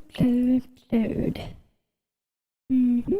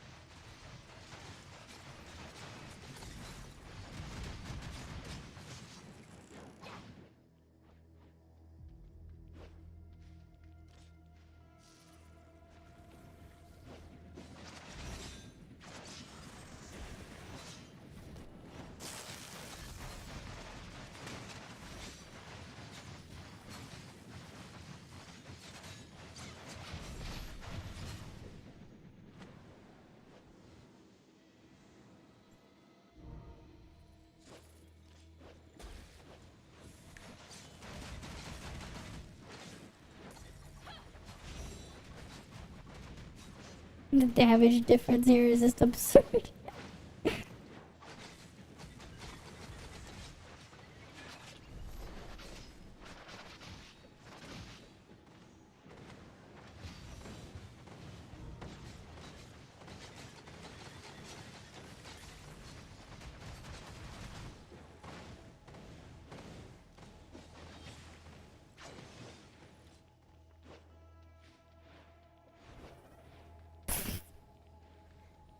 And of course, Symphogear's been self-harming themselves. I'm going to just wait a bit.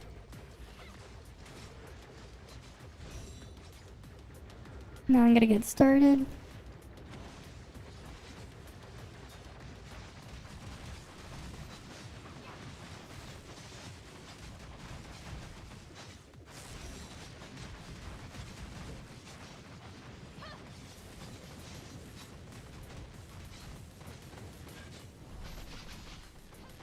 CN 3.0 testing's tomorrow. Is it tomorrow? I thought it was Monday or something. That's cool. That means we get to see some of this stuff soon.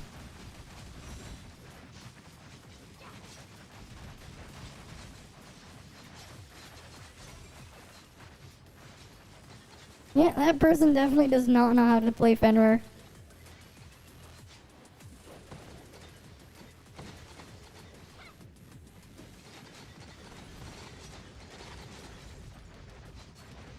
Because I saw him, like, doing the wrong thing.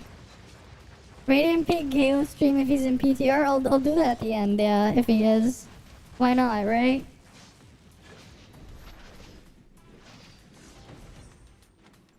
No, I'm talking about the guy over here who was playing Fenrir with Tion. He was just spamming dodges. No wonder why his damage was, like, so pathetic. You're not supposed to do that. You actually want to make use of detonating notes and stuff. Because Fenrir's dodge stuff is not great. Her base dodge attack damage. And you trigger them anyways from detonating nodes.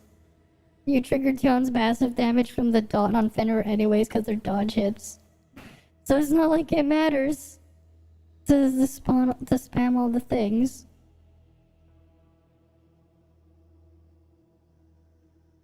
I mean, if you've seen the way I'm doing it, the Tion variant, you have to do you want to do attack, you want to do aerials, and then you want to go do the down thing afterwards, the roar attack, instead of just spamming the dodges.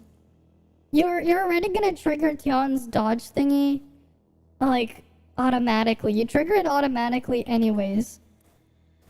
So instead of doing the Fenrir dodge thing, you don't need to do that. You only do this to reset the skill from Fenrir. You only do that to trigger the thing to reset the skill to go again.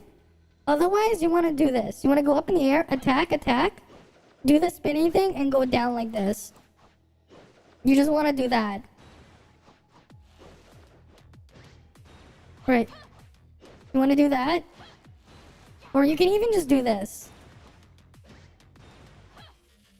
And then when you're ready to trigger detonating notes, you do that. That's what you want to be doing instead. You'll get a lot more damage that way. Because this does more damage than Fenrir's dodge attack. So does this. And especially if you have A5 on Fenrir, which doubles the damage of the detonating node stuff.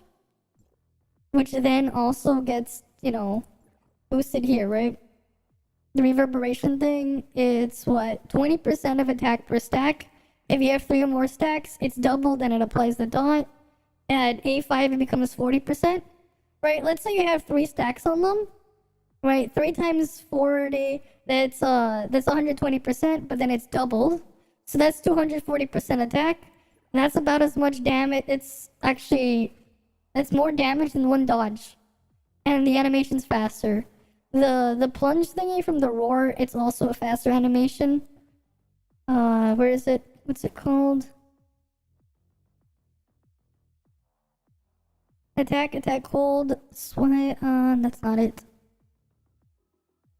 Menacing hunt, nope. Here we go, here. Right. Roar is 200% of attack, that's AoE, you get an iframe when doing it. The other one, part 2, that's 200% of attack. Animation's fairly quick. It's higher damage thing, and it also triggers the effects of this, of reverberation. So that's what you kind of want to do.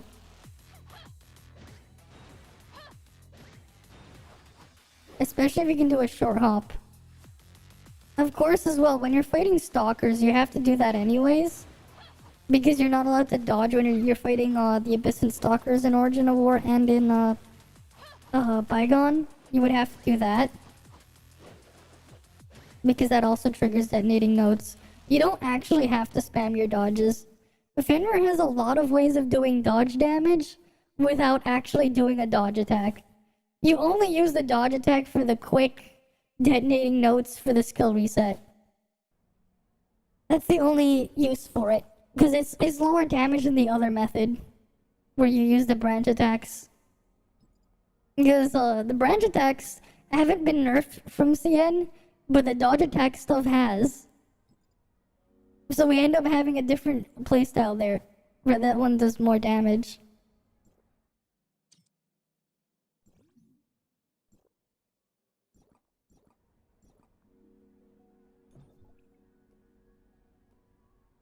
But that's just what happens, you know?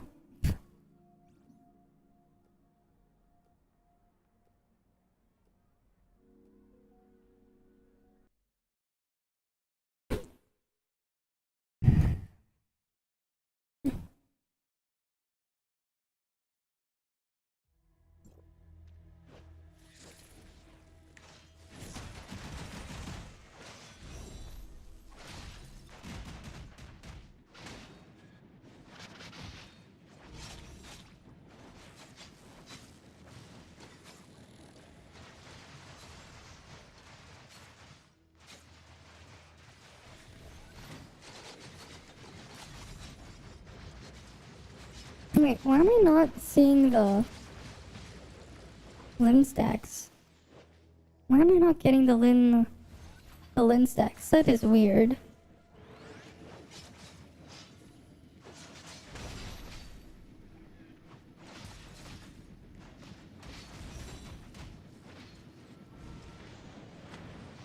Now I'm getting them. What the fuck? That's kind of Pepega.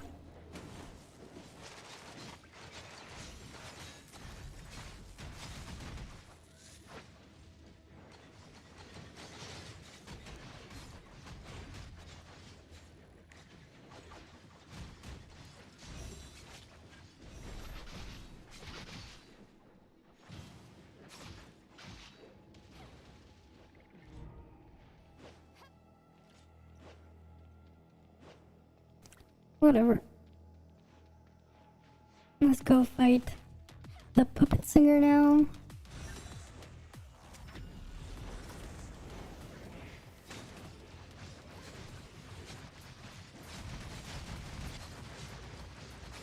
And that person's killing himself because he's playing with Tion, I can see. And even with his relic stacking, he still can't out-damage me.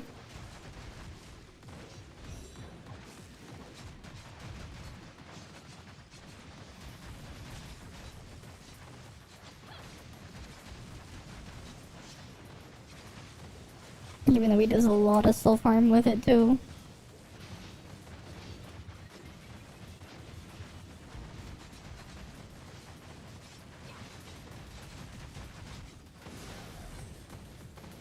Right? That's a big damage difference. Even though he kept hurting himself too.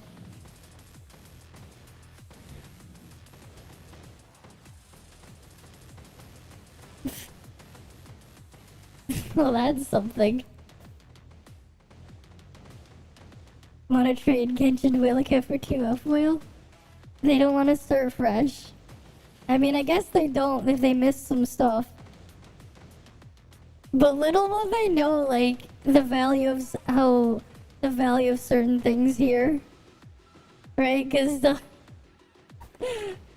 like, if someone had, like, let's say a whaled ruby, and you definitely wouldn't really want that. Because rubies...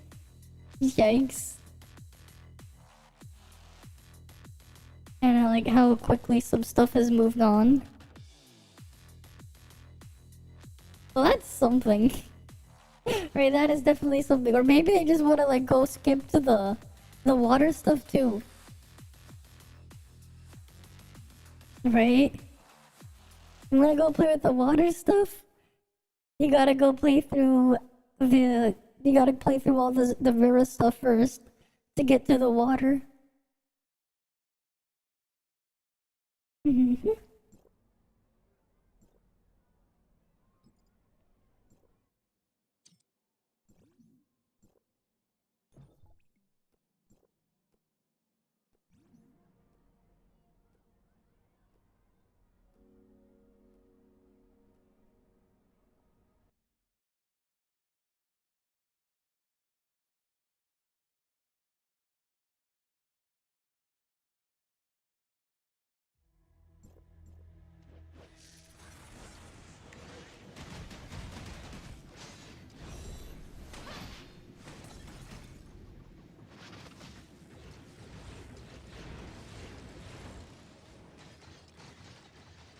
Mhm.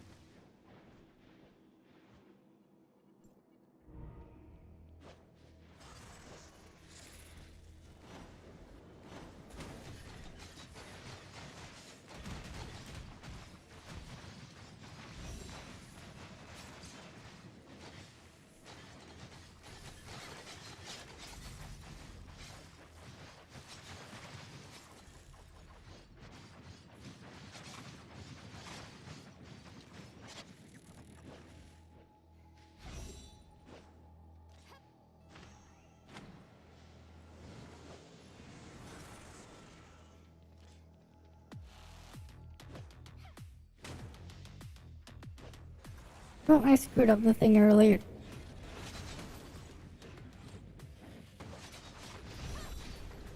Whatever.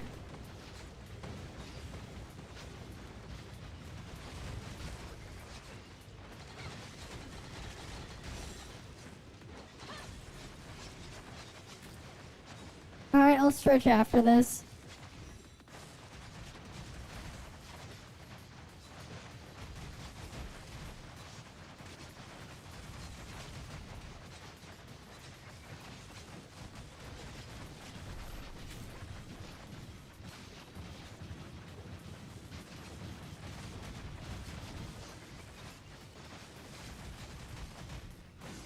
I didn't get the best start on the boss.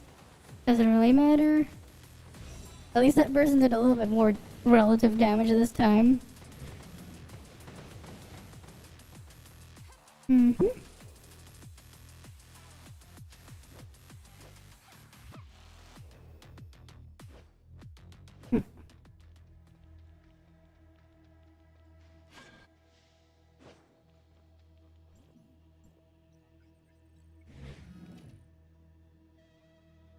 Ooh, I got a double, so that means I triggered the pity there.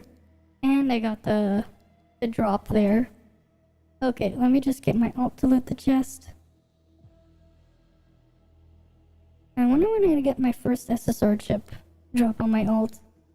Because I haven't gotten one yet, but I've barely done thing on it. Let's see, let me just loot this first. Mm-hmm.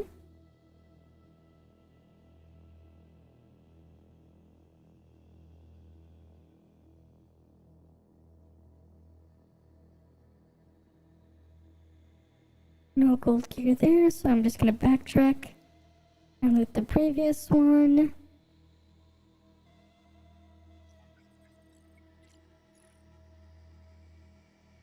Nope. Well, that's unfortunate. Well, I think I got 1 or 2 more runs left. Didn't even have a gold gear drop.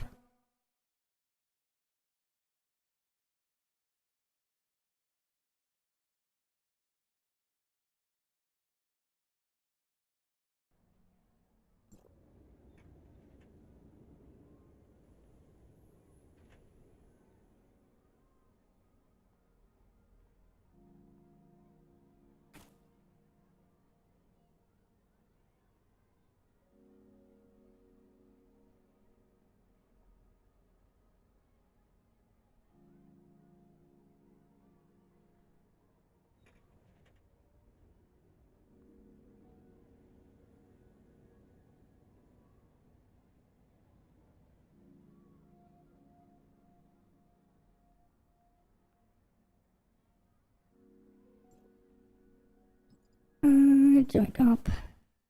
End game. Match. Right. Mm-hmm.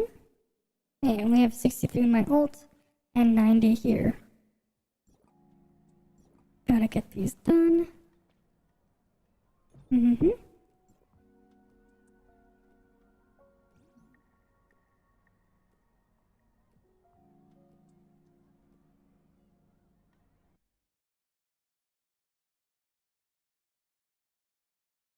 Right. Load.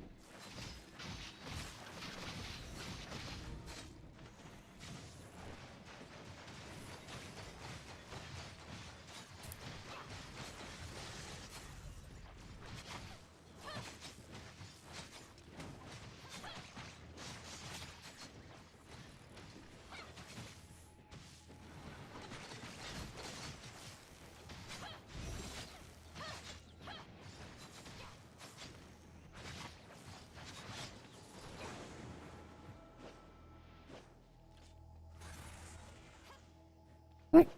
Now for the boss. This time I have my stuff set up.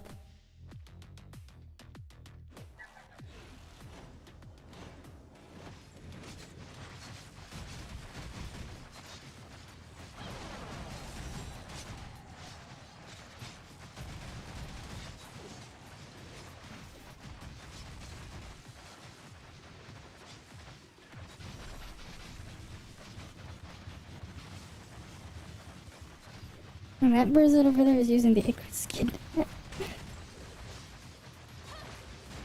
Look at the damage difference though.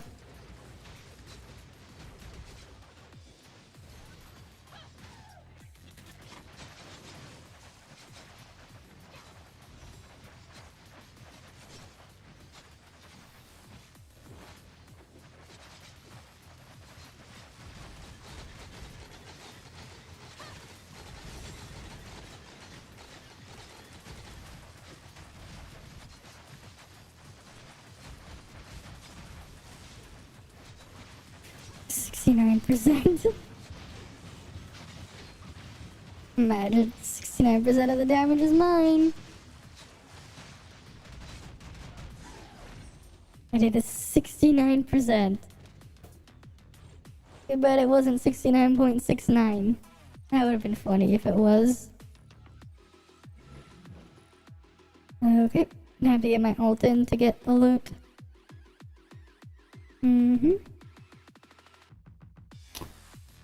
Just gonna have my ult run and grab the loot.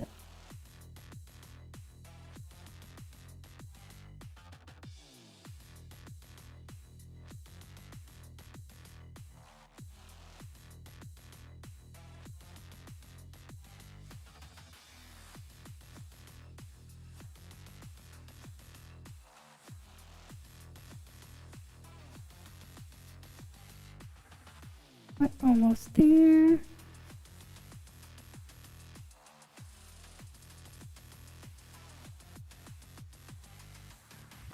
Now my ult's out of vitality. Okay. Cool. Alright, I'm gonna do the stretch now. Even though you requested it 7 minutes ago.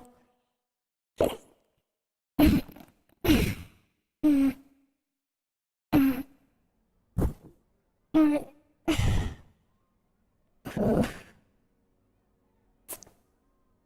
Okay.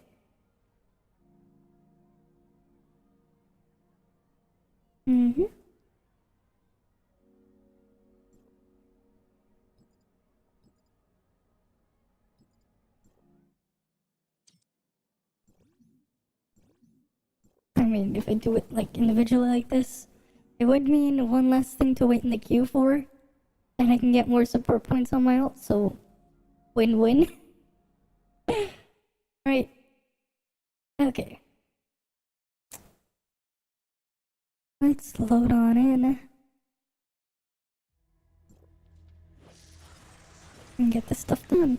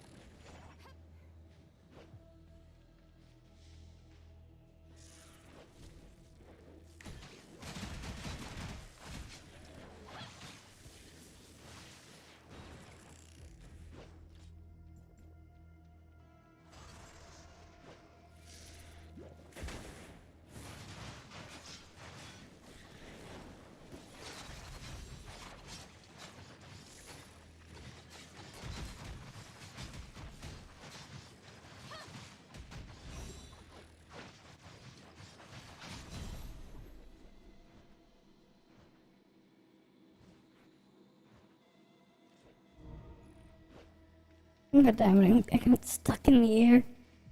And I was trying to get down.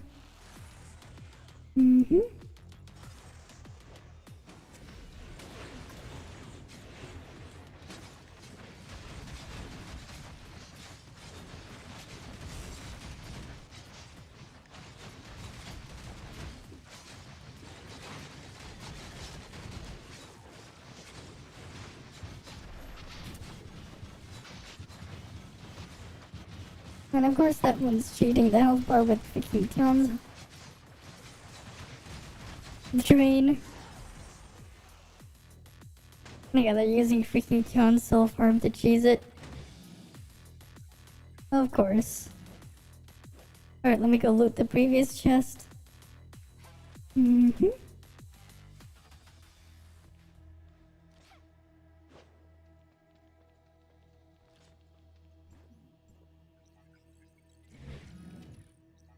And I get pants for physical.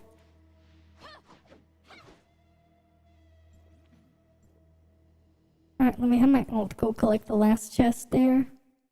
And then I'll be out of vitality. Mm-hmm.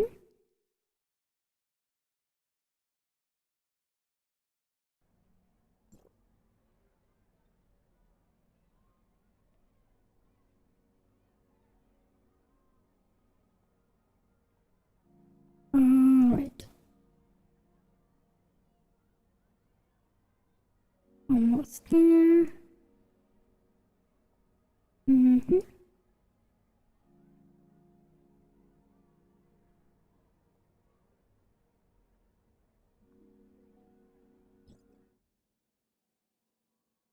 Wait.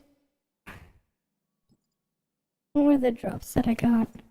I mean, this helmet is definitely not gonna be better than this helmet. Right, this is 1300 attack helmet. I have high doubts on that. I don't need a headpiece. Belt. That's a physical belt. I mean, I'll save it.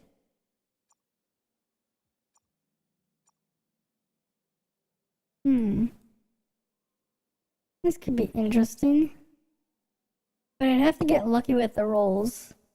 I highly doubt it would be better than this one, even though this one had low rolls. That one has useless stats on it. I'm gonna lock that one.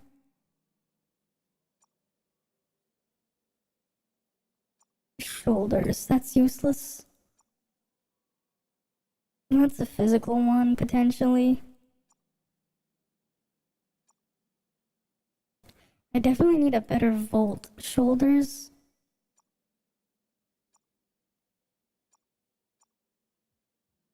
Yeah, I don't know.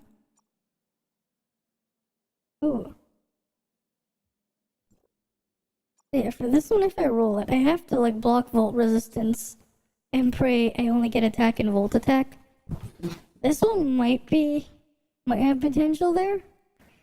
Because it has a higher possibility to have the bonus set be Volt attack or Volt resistance. If you block Volt resistance, then it's either gonna be a bigger chance of it being a more useful Volt piece. I'll have to wait until I can get some stamp blockers for it though. I think I might roll this one. I think I'm just gonna slowly try to get all my pieces to over 1,000 attack before I work on getting gloves and boots back up again. Or an exoskeleton, because I'm just slowly, I'm dumping all my research stuff into these. Because at least I can get guaranteed stat boosts from this stuff. I can get, like, guaranteed increases. Right, like, I do it 3 times for 11% attack. Until I get this at 24. And then I just keep going back and leveling up these things. For what, 17 attack for each level? Or just slowly upgrading exoskeleton, microreactor, and the engine. Just for the stats.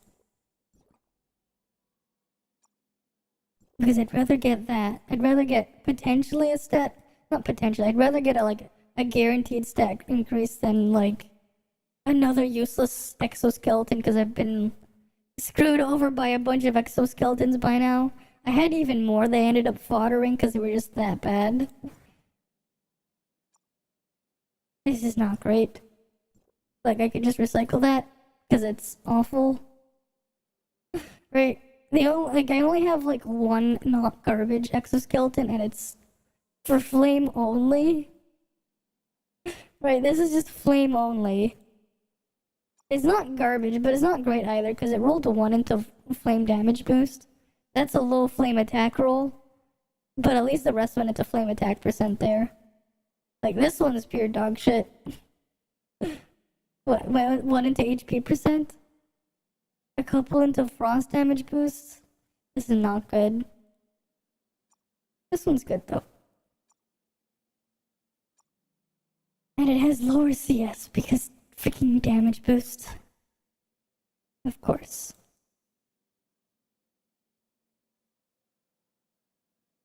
Mm-hmm.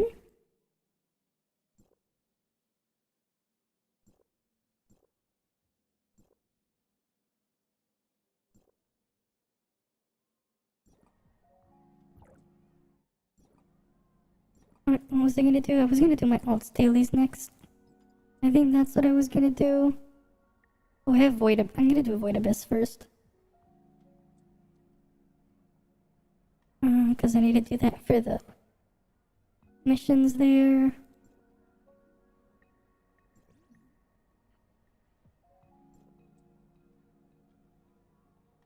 Regular Void Abyss. What's Origin of War difficulty at right now?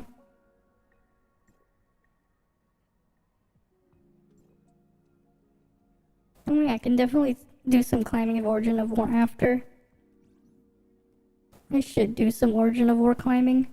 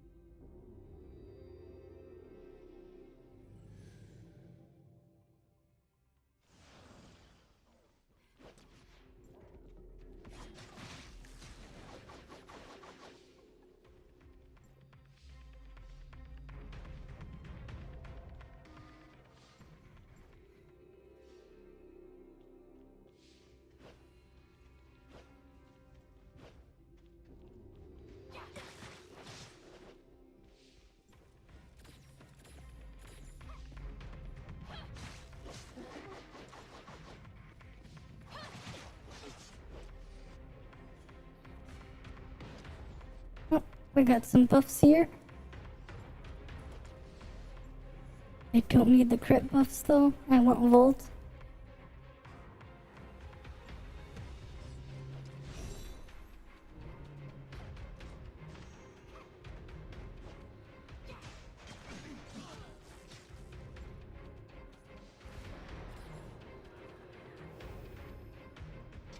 Let's go up higher. And there's a buff up here.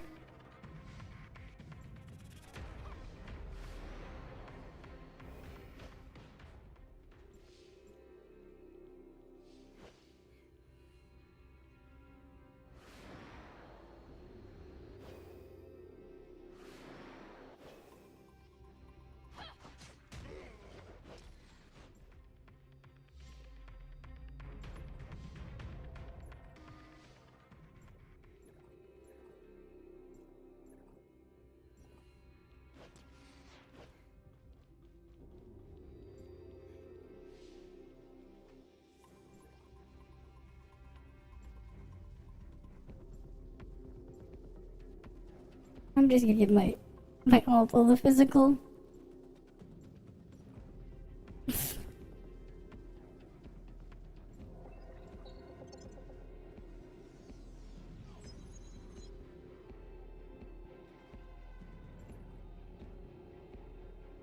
No. You don't get the Volt, it's mine.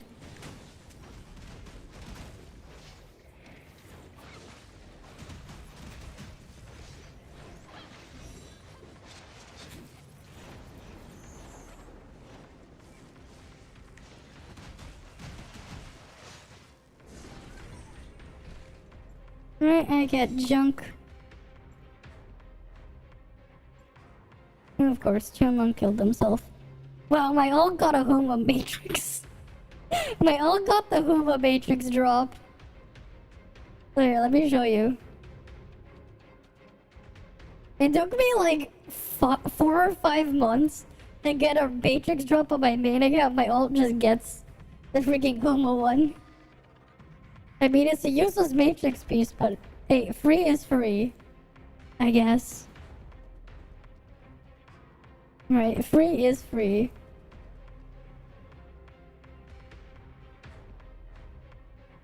So that's cool, I guess. My ult got the thing.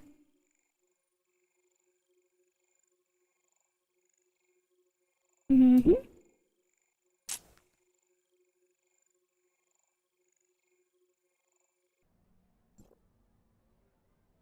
Right, free is free. And now I can finish that crew mission. Now all the crew missions on my main are finished for the week. Now for my alt. Now it just has one to do with joined up, which I'll do it later. I should have done those first. Whatever.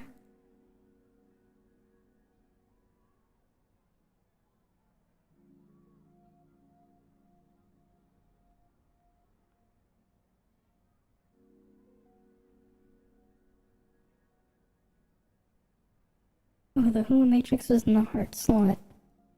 Well, that's unfortunate. I can't star a piece. But it was free. I'll give it that. It was free.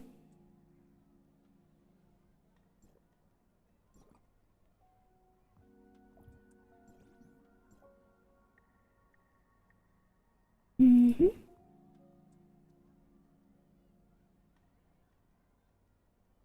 I'm gonna quickly check something. I've already claimed all the pass. What else was I gonna do?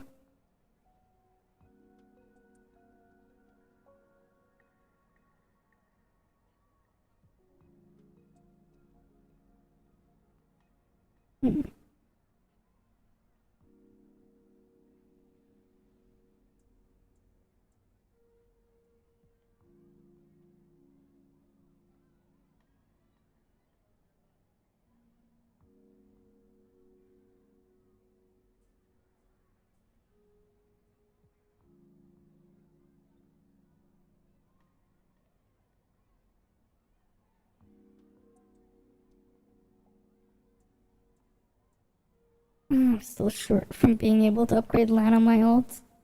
I don't have enough fire cores. I was just trying to see if I could. Whatever. I want to see what kind of buffs can I roll. Void Abyss. What buffs can I try to roll?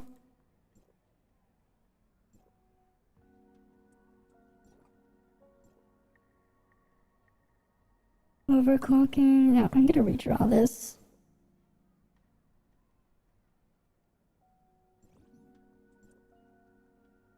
Nope.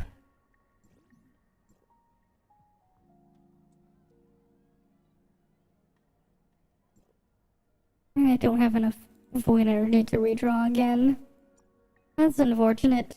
I want to get elemental core maxed out. I think if I had max elemental core, I could probably solo VA6. If I had the correct stuff. Well, that and a couple support buffs. I think if I did.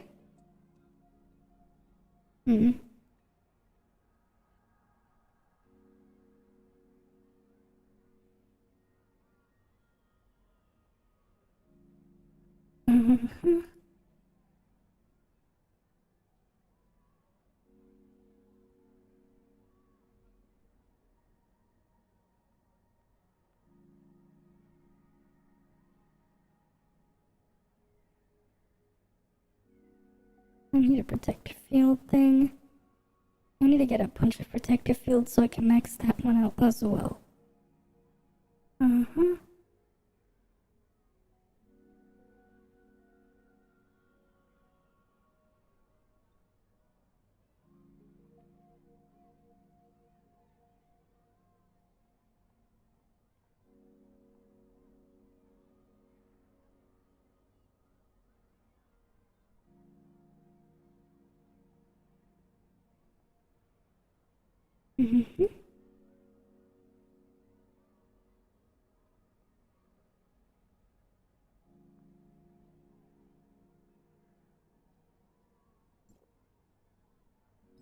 Wait, one of the other Void Abyss buffs that I have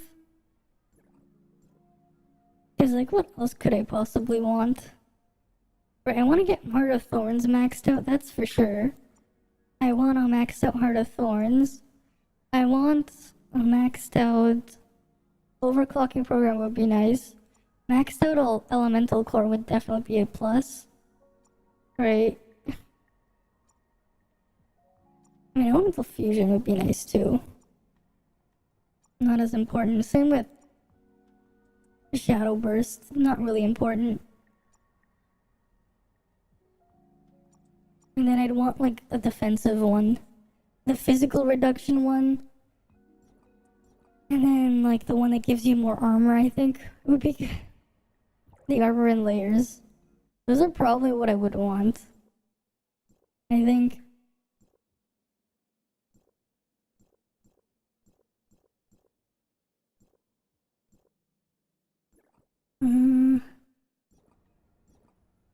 Okay.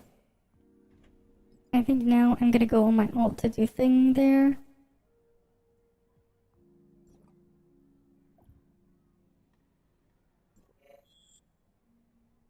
Wait, oh wait, because I disbanded. Right. Mm-hmm.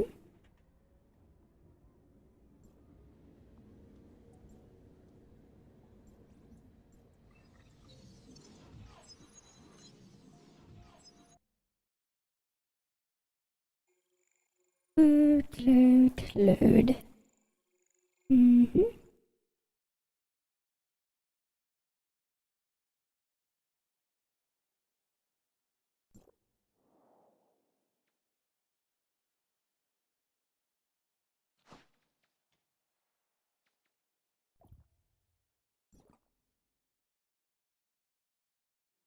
Now I'll switch it to the other game.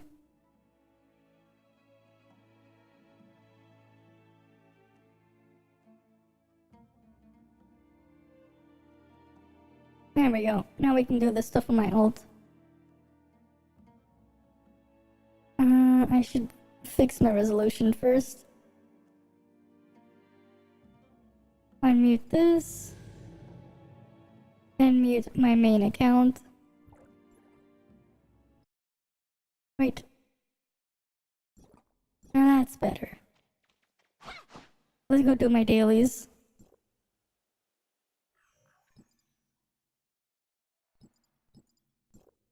Mia's kitchen first.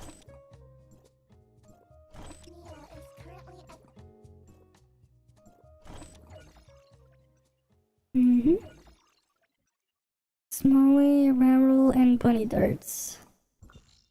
We'll do Smalley first. Interesting, they're all like right around here.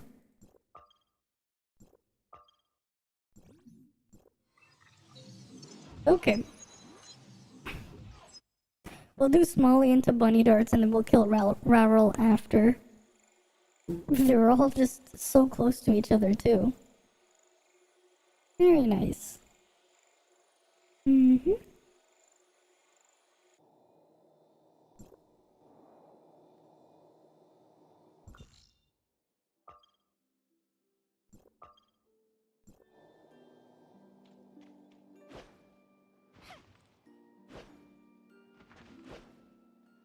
One day I'll actually finish all the exploration stuff, but I'm not lazy. One day. But not today.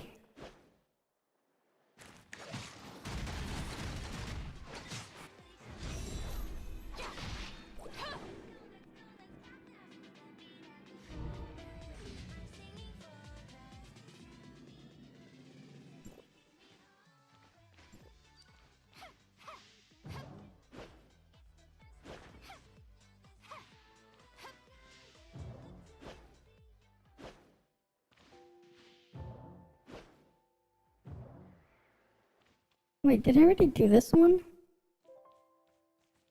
Oh yeah, I did. I did do that one before. I'm pretty sure.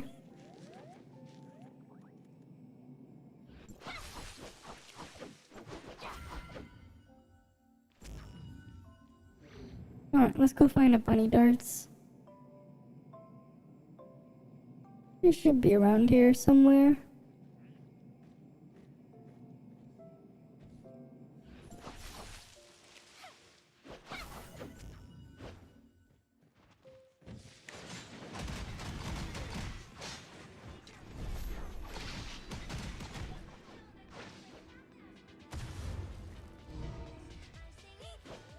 Nope, that's not a bunny darts.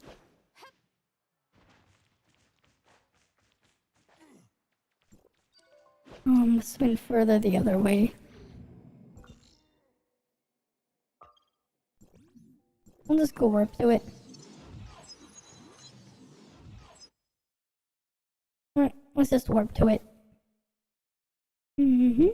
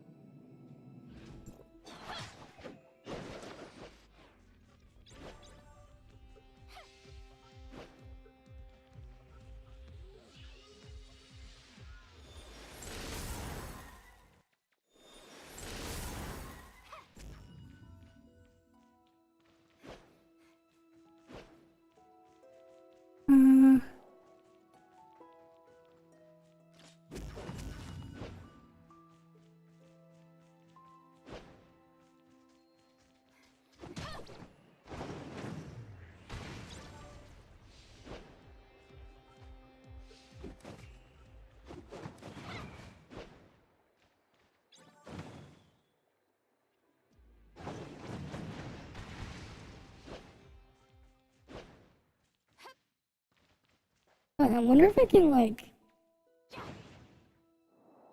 Oh, cool. You can, like, fling the ball.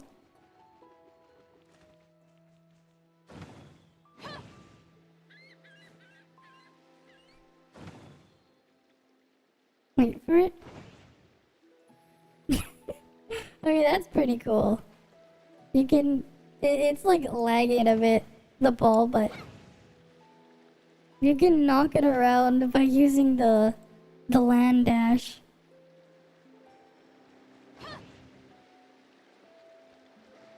Right, I just yeeted the ball.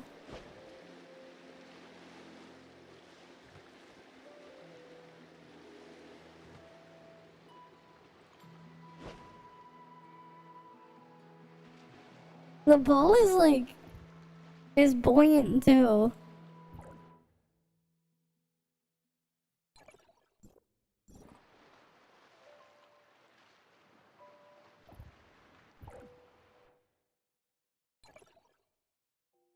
Wait, I thought I had Meryl trait.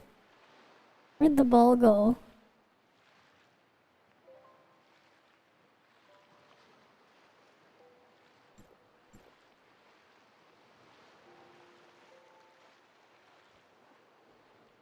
Why didn't it, like, make the ice? What the hell? Why isn't the freaking barrel ice path working? It's bugged.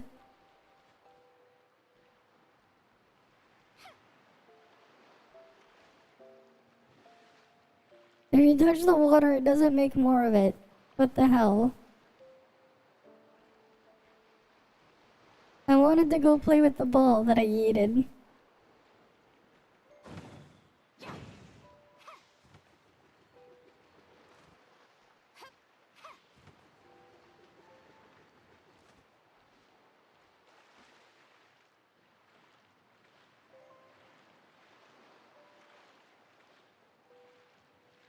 Meryl's tree is nerfed. Does it make the path properly anymore? Because of the underwater stuff?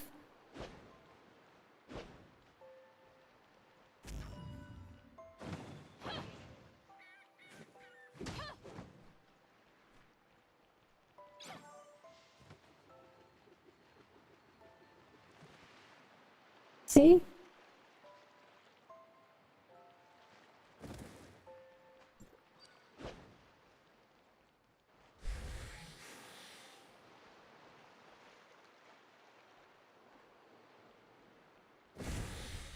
Wait, what's it doing in the water?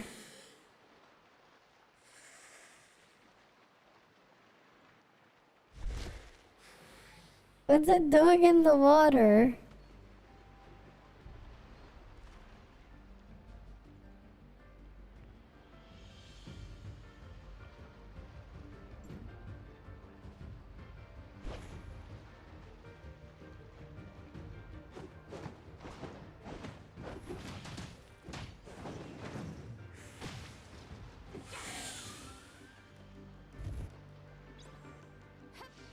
Yeah, what the hell does it do it in the water? It shouldn't have been there.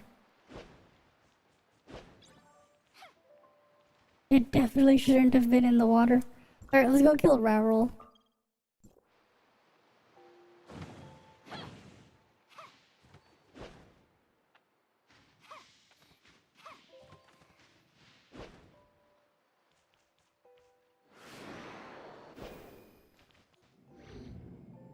Wait. I have to go kill Raoul. Mm-hmm.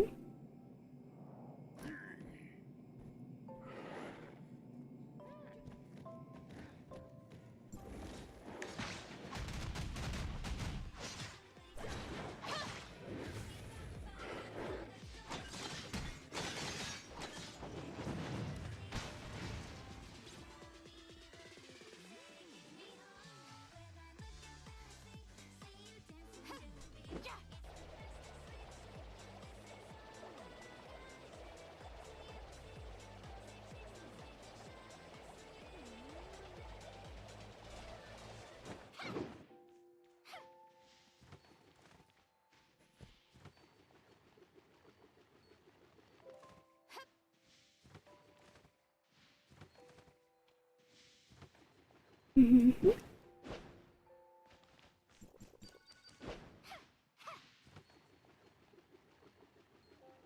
What are these guys doing? Need to ever rate on normal to unlock heroic. Anyone wanna come? They have to loot it on normal first to unlock heroic. Imagine he does. Like, you just imagine what happens when he finds out. You have to do it twice. You have to loot it. You can't just do it on the support thing. You have to like actually loot it. Otherwise, it won't unlock.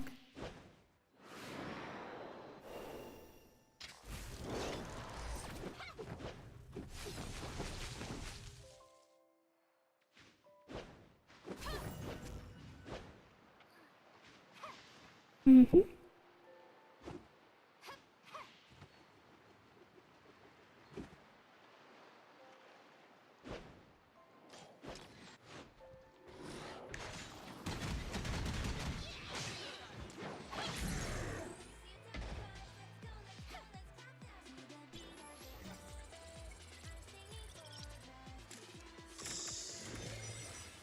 What happened to the fish that was just there? Oh, whatever. Let me go dump my black nucleus. Will I ever get anything from this? I don't think so.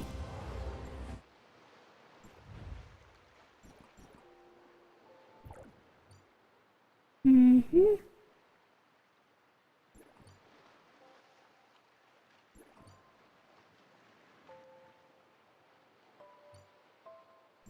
I should grab those. I should actually start farming those support points. I should. But I'm not.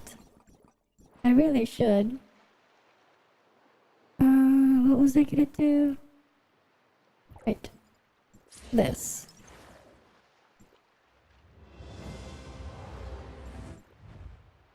And of course, I get nothing. Mm-hmm.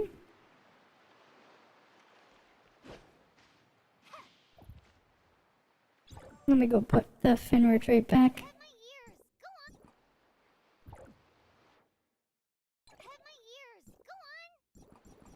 Wait. Is this all about that Finra trait?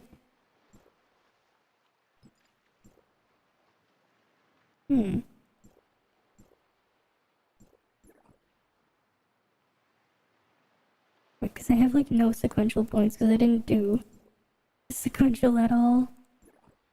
One day I'll do this on here when I'm not too lazy. I actually need some of those things. I don't think I'm gonna get that much of a score on these though. Because I don't really have anything for them. Whatever. Let's go warp to where my main is. Mm-hmm.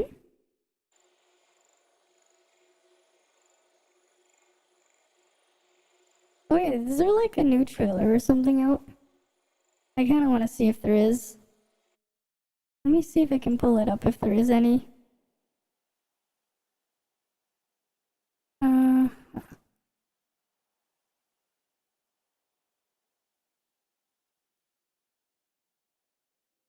wait. What the hell? Gate just says skip Icarus and get shafted for 6 months? What? Mm-hmm. You know what? Let's go see it. I'm curious to see what he has to say.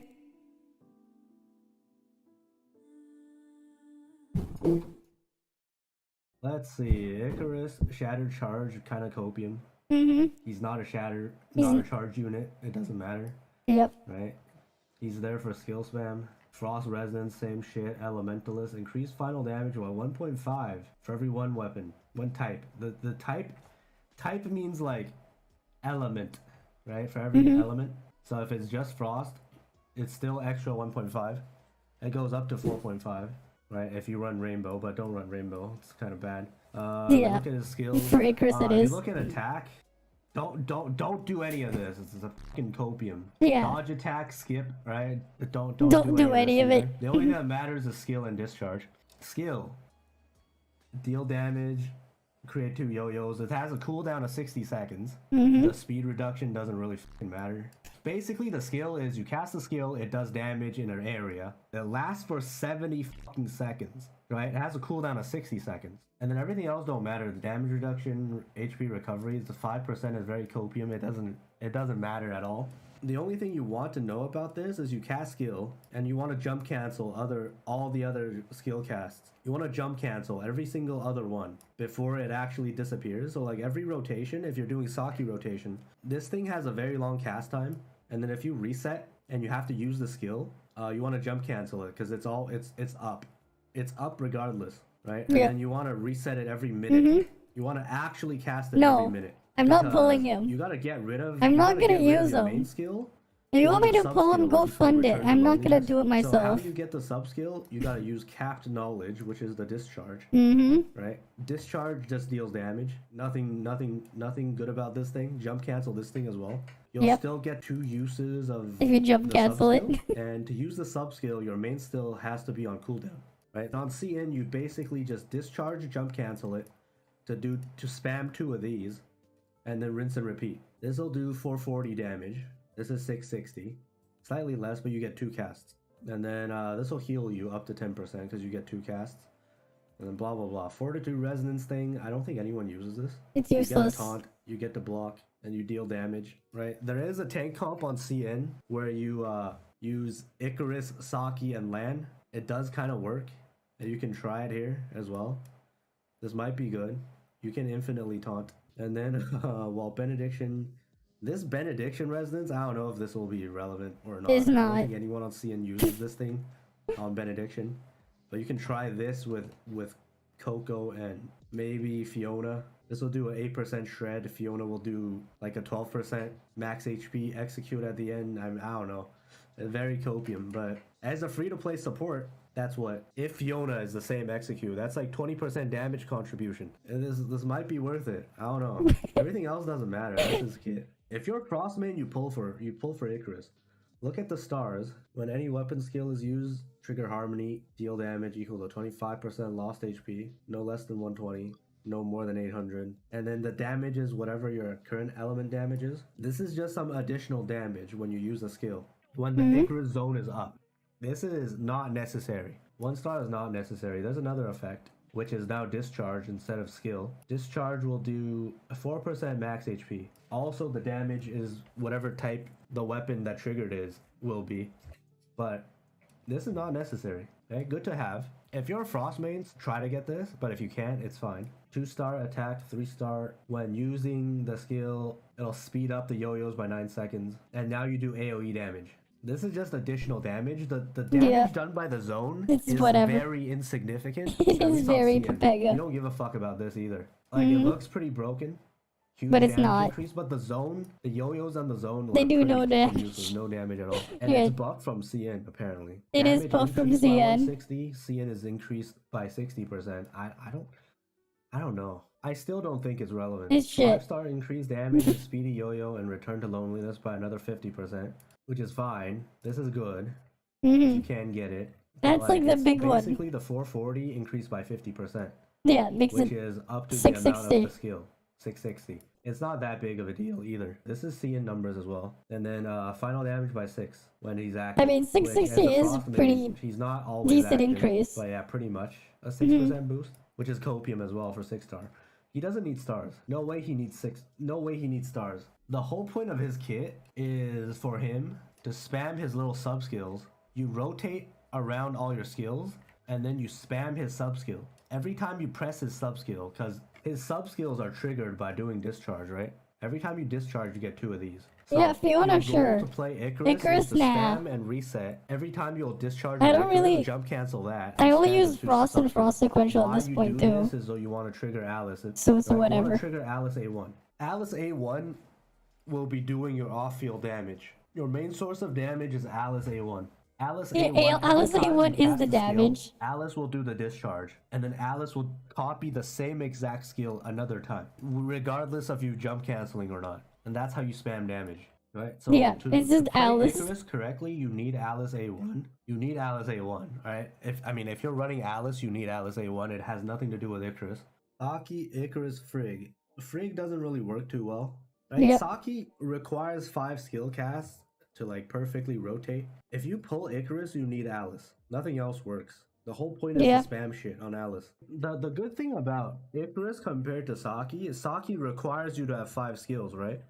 Icarus really only requires you to have quick enough charge, which I Alice don't is a very know. good charge weapon. It might You just be charge test fast server he's enough so you can showing. discharge with Icarus every rotation, and you're good to go. Right? Because Saki is like about 400 something %. Icarus is like They're also not 400 anything something, but special. you can cast it twice, and then Alice will copy it, and then you can come back to Icarus again and do it again. Rotate back and forth, back and forth, back and forth. No, the best thing about Icarus matrices, they're useful forever. As long as Yep. you have a frost weapon on your team, these matrices are forever useful. That's the best thing about his matrices. Exactly. The only way they get power creeped is if they release like even bigger numbers, which is very unlikely for global. Like they will release bigger numbers, but it'll be like 1 to 2%. You can use the matrices forever. Same Yep. thing with land matrices, pretty much. Land matrices are a bit more. They're for right, fire, you have to have though. a flame, and Yeah. then it gives you a flame attack and flame damage. This isn't generic. That's just 4-piece Icarus is generic. As long as you have a frost weapon on your team, it's generic, yeah. it's just generic damage boost. So let's do a comparison without relics. Let's just do no relic rotation.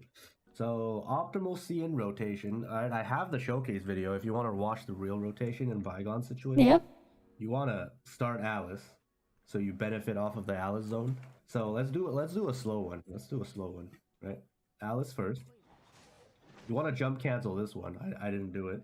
And then after this, you want a Saki skill, and then you to get the surge, and then you want to hold attack to trigger Fantasia, right? And then with this, you do the discharge, and you want to jump cancel this, and then you press his skill, and then you do 1 sub skill, and then you want to go Alice to build charge again. The cooldown shouldn't be up yet because I'm doing it slow, right? You build charge until you get discharge. You want to discharge again with Icarus, jump cancel, right? And then now you have 2 stacks of the skill left. But this is when you have Saki at 4. So you do 1 sub skill, and you get the reset. So you get his main skill, and then you do main skill, and then you get the second sub skill, right?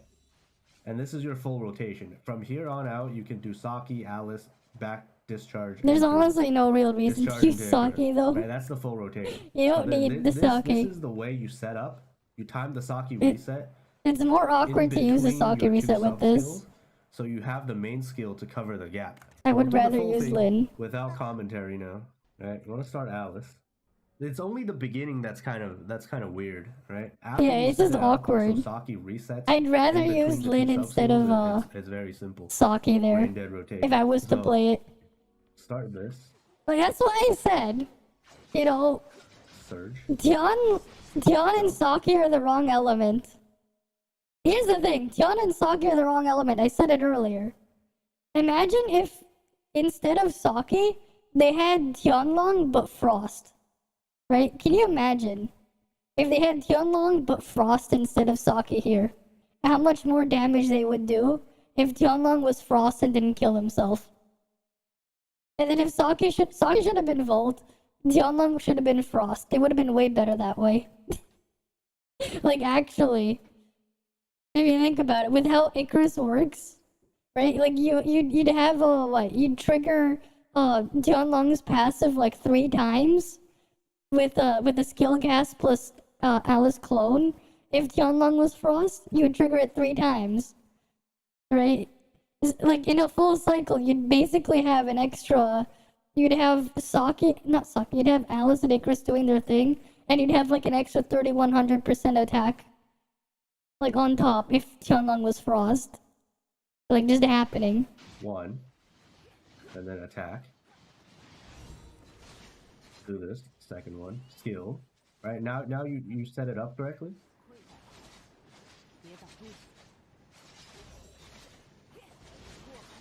Right, there we go. And then now if you don't have the full thing, you do this. Right? You want to trigger surge. The surge thing is a pain, and then though. You want to jump cancel all the Alice discharge. Yeah. You don't want that to trigger. Because you have to Icarus discharge and everything. And then it just keeps going. There you go. I kind of scuffed a bit. And that's why they ended up putting Fiona as the 3rd weapon instead later. Because, like, there's no need for Saki. Right? There is no need.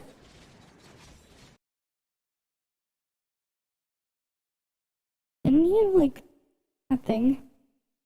Oh, yeah, here we go. Let's go see the preview of this. There's no point in putting 4K. You guys won't see it at 4K anyways. And having it in windowed mode at 1080p for me to look at. Okay.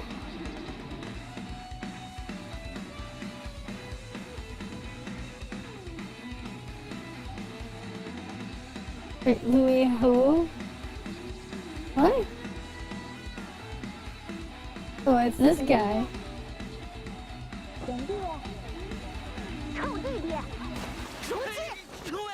What? He just got ink on his face. Oh, I forgot the subtitles. Wait, what were they saying?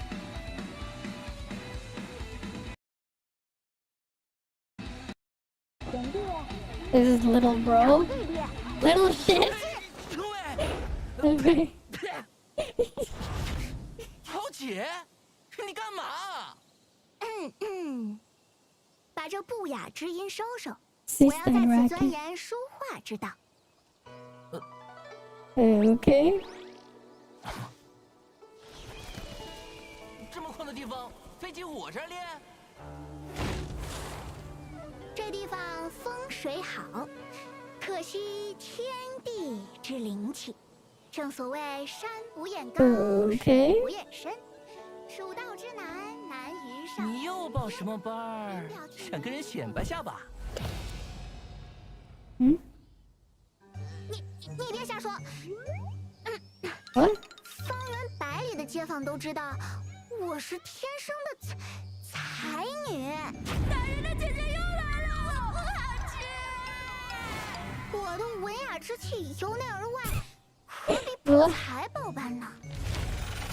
感谢 What? 惠顾。 What? 你这样爱胡乱揣度人，就说明境界还差得远呢，还得多受熏陶再提升啊。那是， Okay. 人家好想看老姐的墨宝接受熏陶啊！多修多练，才能成为像老姐这样的文人雅士嘛。哎，那就让你看看我新学，练了好久的拿手好字。哦，嗯这啥字儿？这是门，大写的，如何？ ，looks kind of 确实 messy. 有点东西。 I don't know. 这水平 It's the 都快 first 赶上隔壁那只大黄了。 or the dog next door.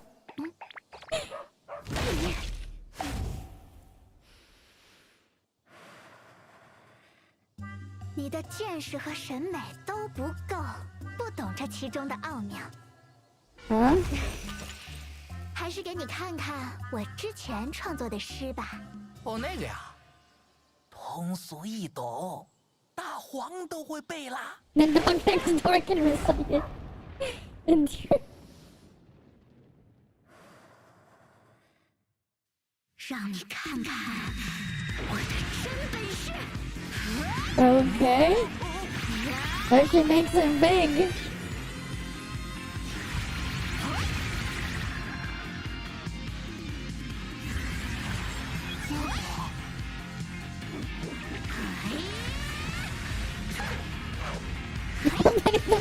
3.0.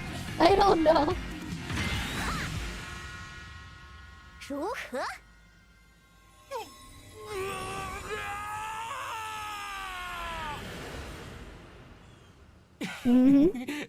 不如 Worse than the dog.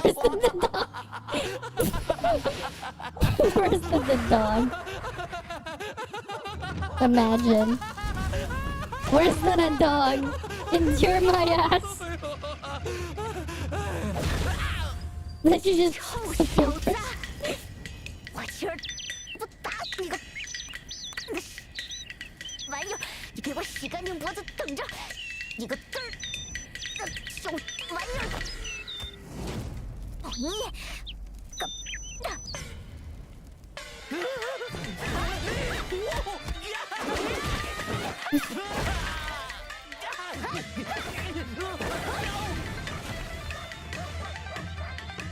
She's playing.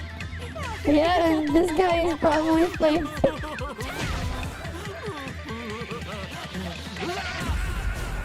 Oh. Yeah. She's getting beat up. She's just beating him up. Well, that's something.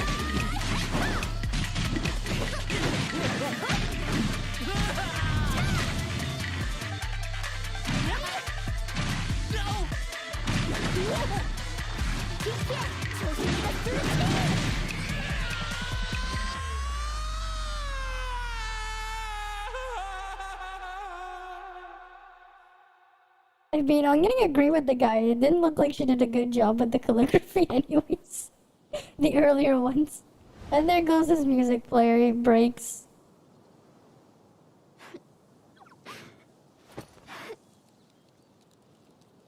Yeah, she's gonna be the first one.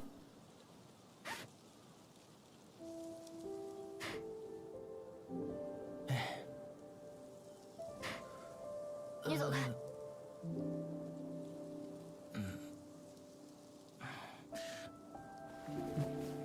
别哭了，姐。谁哭了？我有什么好哭的？街坊都说我乖巧可爱，领导也夸我工作出色，每天有优雅的诗词字画陪我，多开心啊！无非就是弟弟太幼稚，跟我没有共同语言，无所谓啊，我有什么好哭的？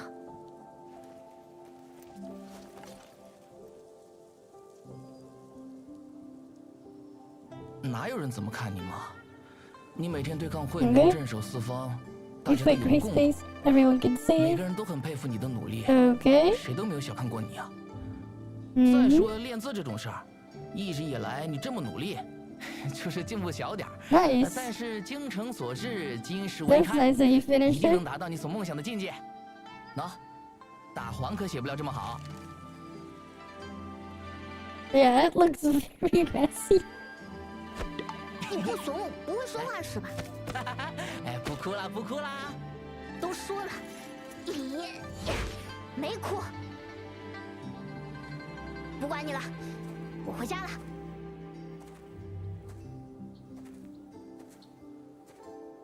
哦，对了，姐，我今晚还是住朋友家吧。嗯，哼，算了，可别再闯什么祸啊！我又能闯什么祸呢？ He just sticks it on the back. Okay. Sure.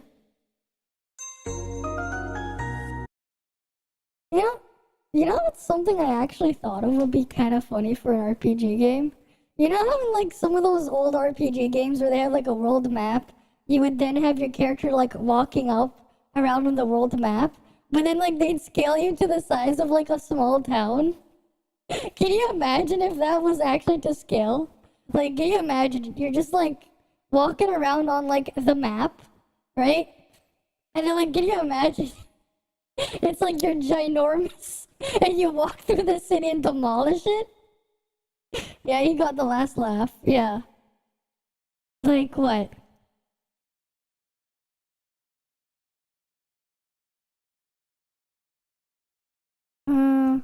I just want to see the. I want to like find a good picture as an example.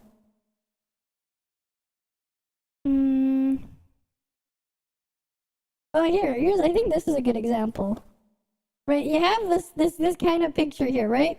So you got this knight here, right? Like what? Wait, I'm gonna open the image in new tab so we can zoom into it better. Right?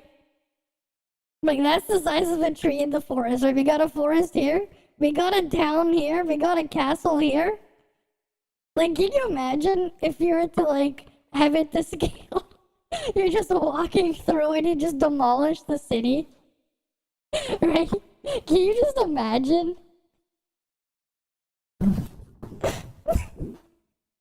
Yeah, other than destroy it, you're bigger than the town in the overworld map. Exactly. Like, can you imagine you just trip over a tree and then you just fall over? Everything is just crushed beneath. Like, can you imagine? It's just like, wait, how the hell does that work? Right?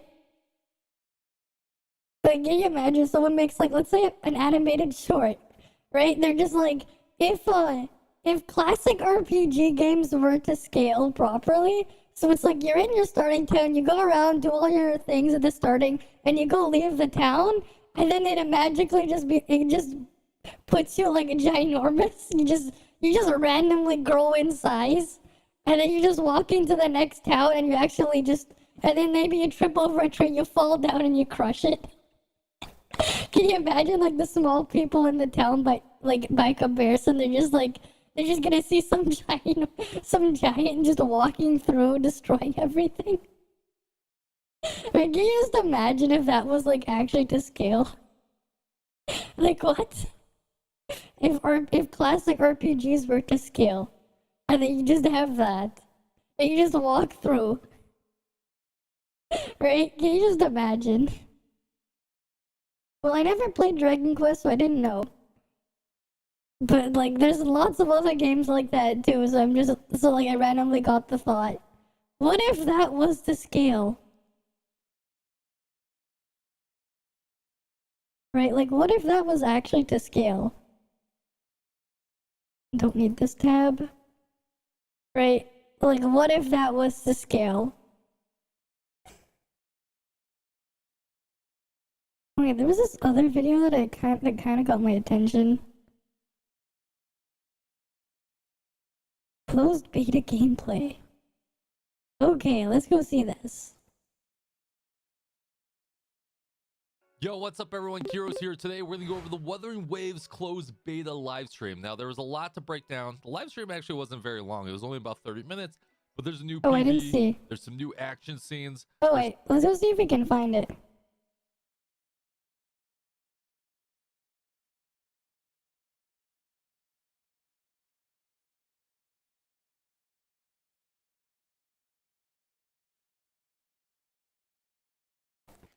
Alright, let's see if we can find it.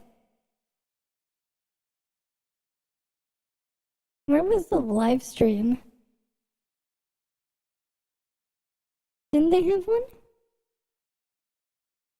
They don't even have a live tab unlocked or stuff.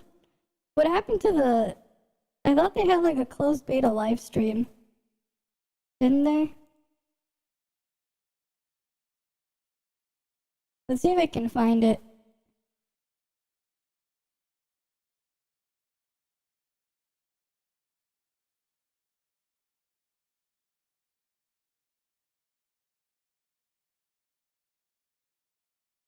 That was someone else's thing. That was their watch party, because I didn't get to see it. What happened to it?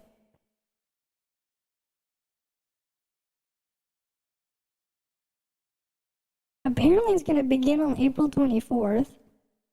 Okay. But I don't know who got invited and whatnot. Okay, we got another trailer here. I'll just put it on YouTube so we can have it bigger.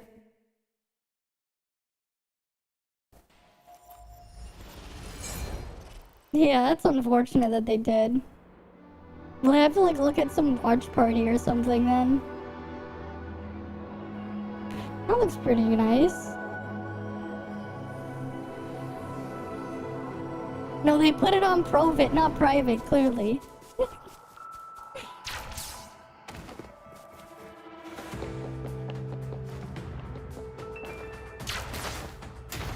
Alright, they got a little grapple thing. What are they grappling onto? Okay, they glide with that by grabbing onto a bird. Yeah. Kinda, yeah. It's like Asperia right there. Clearly that's Asperia. That's clearly Asperia.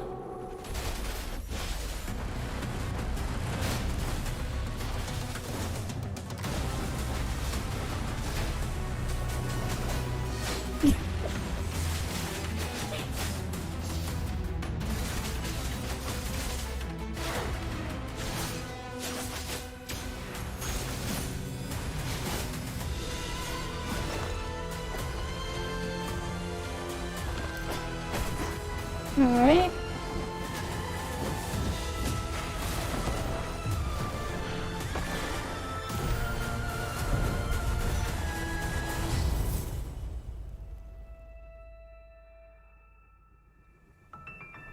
You're finally awake, Rover.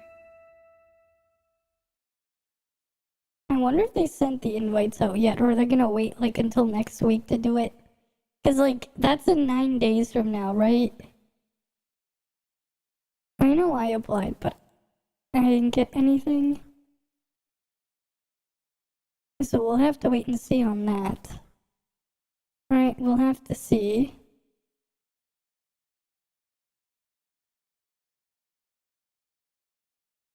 We're gonna have to go also just try and see if we can find the stream. Cause I wanna see what else they had to say. You know, we're just gonna go look at this. Some new things they talk about, from equipment to the ecosystem, which is how you get your pet system. So let's go ahead and cover all of those, and then we'll do a reaction to the PV. I'll cover the easy things first, and then we'll do reactions. So if you guys can't hit that like and subscribe, let's check it out. All right, since most of this is going to be a reaction because they just showed a bunch of PVs and a bunch of new characters and new locations, and all of it looks glorious, and we're going to take that. The one part that's not a reaction is the ecosystem. If you're not aware of the ecosystem in Wuthering Waves, it's essentially you can absorb the spirit energy of some of the enemies that you take down, and then you can use them as equipable spirits on your different characters, and they supply different buffs. They're either going to help you in battle with either like poisoning the target, doing damage to the target, or supplying you buffs, whether it's increased damage or anything like that, in order to help you take down these powerful foes. I don't know. They are also able to get leveled up in that system, so I don't know much about Earthworm Jim, if at all. More passive or more active buffs. Now, in addition to that, they did add 3 new characters. Funny enough, all 3 are husbandos, no new waifus from what we were able to tell. The first one being a hat dude that does melee punching abilities. Okay. I don't know the name for these 2 characters right off the gate. Tried looking them up, couldn't find them. If you guys do know their names, hit me up in the comments down below. Next, we have a tablet dual pistol wielding user who seems to be fire based, assuming they are different elements as well. And then we do have the introduction of Ji-Yun, which we do know his name, and we have seen gameplay of his footage before. He looks absolutely stellar. Okay. All right. What about the who's on first thing? Who's on first? What's on second? I don't know. What's on third? There's always a shortcut for a hero. Wait, if they have English in the game already, that means they're really close to launch. Yeah. My bad. I'll meet you there.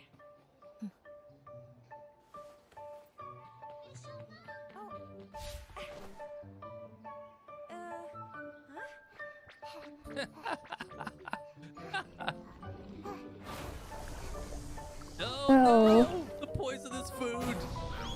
No. Cloud save. It's all Anka's effort. Try a spoon at least. On second thought, I'm gonna. Is that edible? I don't think so. Gotta run. I don't think that's edible. Whales in Jamble, yeah? Mm-hmm. I made it. Wow. Yang. Finally. Team assembled. Then let's be off. Wow, the world looks massive. Mm-hmm. 我说了吧，你看赤霞这一次是不是变得很可爱？ All right, let's look at some of this enemy Where combat to here. get the file for it? I want to see it. What is... Let's see if I can try and find it.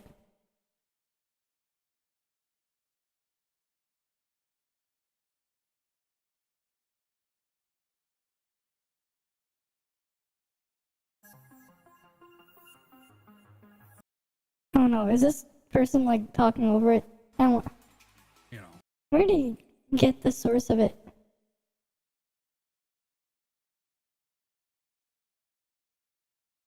He doesn't even link to it.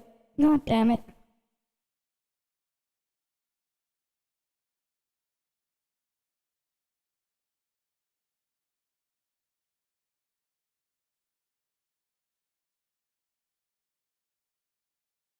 Where was it? I didn't even know they had one. So it was just like, what? When did they have this? Because like I didn't even hear about it. Until I saw the thing. And if you go to video, they don't... Their website is noisy. And that's not helpful. If there's like...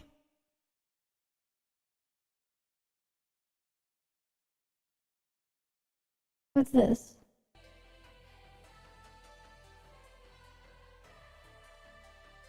Exclusive wait, this was not it. That was from like 9 months ago. No, that's definitely not what I'm looking for.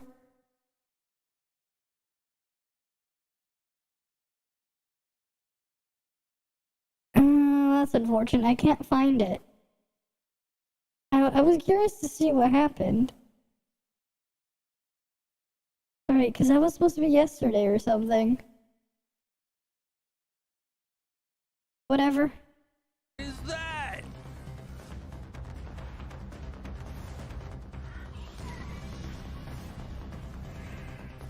It's like a dragon fairy, firefly thing. Yep. And you can go on top. You can climb up to on top of it when it goes in the air. Okay, that's We've cool. seen this one before.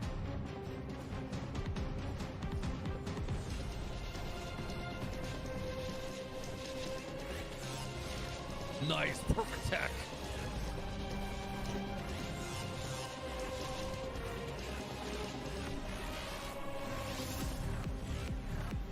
Yeah, all those perfect dodges all over the place. Someone's been practicing. Hmm. Looks very annoying to actually attack back with though, because the amount of slowdown that These happens. enemies look sick. Hmm. Cause like there's so much slowdown. At least it's like fully single player stuff, right? Nice. Gorilla Man. There's so much slowdown, I noticed. Right, you can see how much it slows down. With all the perfect dodges, it just slows down. Yo, he even picks that up? What? What the hell, that thing's on a motorcycle? Okay, that's cool. He's on a little motorcycle there. Spear-wielding motorcycle fire dude? Yo, this is sick. Yep. Yeah, exactly. If it's like a multiplayer game, it's awful, because the slowdown will just screw things over. Yeah, I told you he was an enemy.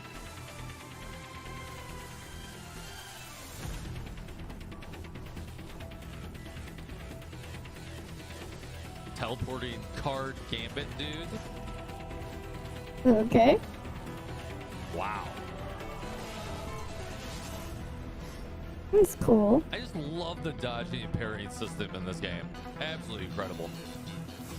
实际演示 PV 吧。 All right, let's check out the video.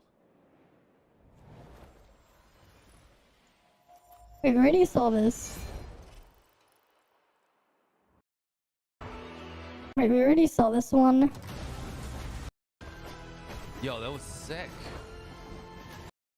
Because this is a thing. I wish there was like a link to go see the actual live stream thing. It's unfortunate because I want to see it so I can actually, you know, look through the whole thing.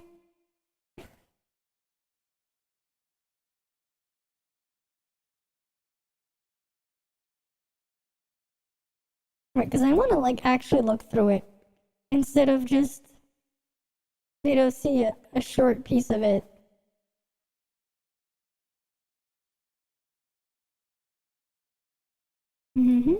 What is this guy gonna say? Oh boy, we have a closed beta test preview coming from Kuro Games for Wuthering Waves. So without further ado, I don't remember if this one I already filled out before, right?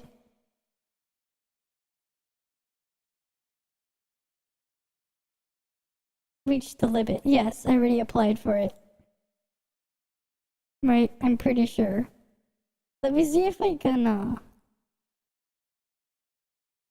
I did it on that browser. I think it's actually based on your browser's caching stuff.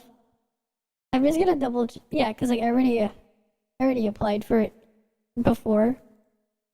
I wonder let's jump right when into the this. thing's gonna, Check out what when they're gonna they send have shown us invites. for the closed beta test going into the game in our first look at Mhm. Wuthering Waves.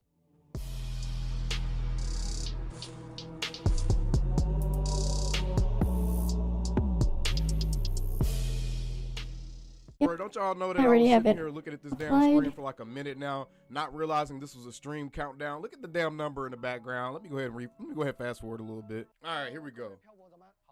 But I wish I could like actually see the stream, cause I missed it.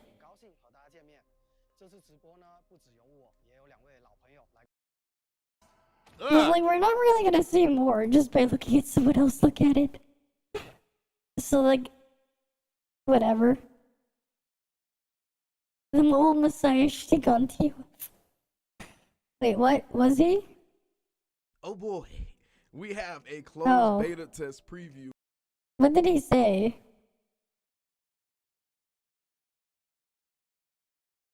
What the hell is this soda? Your idea sucks if man invents PlayStation. I mean, I know the story of how they happened. But whatever. All right, I already know you're looking for some Higan. Wait, what did he say before on it?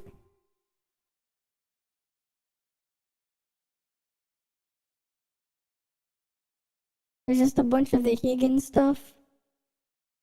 I mean, like, I tried it, and then I'm just like, nope. It's definitely way too mobile-only focused. Right. I already figured out how that shit worked anyways. It was old videos of him. Yeah.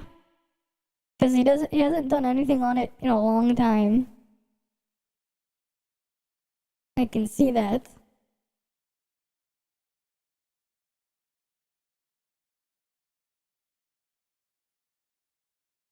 He just keeps moving to the next game that it comes out, basically, is what it looks like here.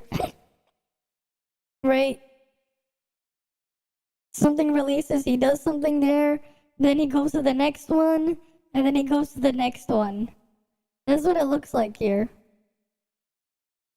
Right?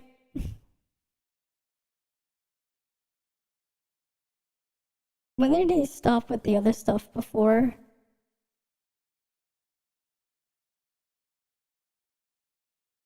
Yeah, he's like, he looked like he did like what, Nikkei for like 2 months? And then he stopped and went to the next one? That's what it looks like here. Yeah, he did 2 months of Nikkei, and he'll go to the next one for 2 months, and then go to the next one. Wait, there's not, I don't even see that shit anymore.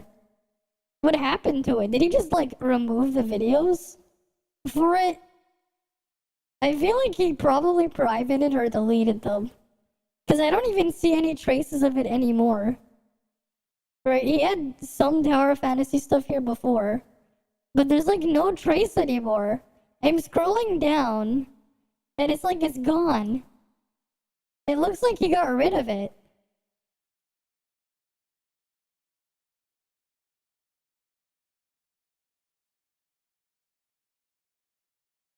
Yeah, he got rid of it. He just deleted it. He full on deleted it.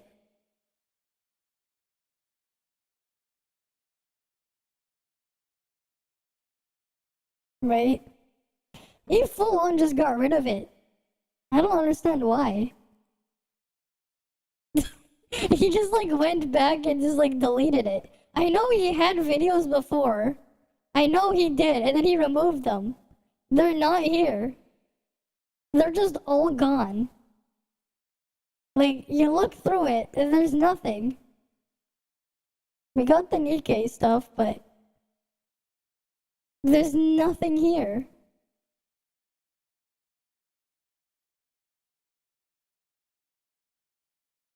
Why the hell does he have a Star Rail channel? I'm just curious. Today we're gonna be Did he just like completely separate everything here? Or just for Star Rail there? Interesting. Today we're gonna be discussing why Jing Wong. Whatever. But yeah, he just like fully removed all the content. That's what it looks like. He just got rid of all of it. I don't understand why he would do that, but he did that, right? He just went in and got rid of it. He's just farming it on each game. That's clearly what he's doing.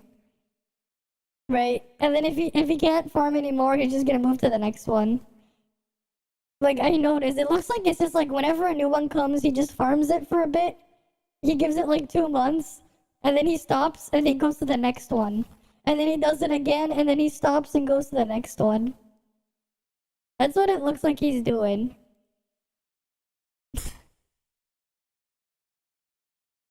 Well, that's what he wants to do. That's what he wants to do.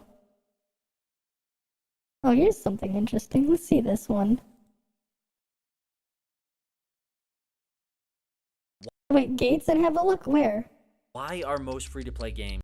Okay, wait, what does he have from thing?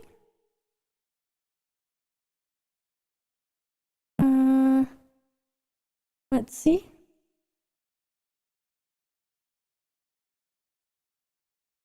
Where would I see it from, like, where he would have it? Where would he have it?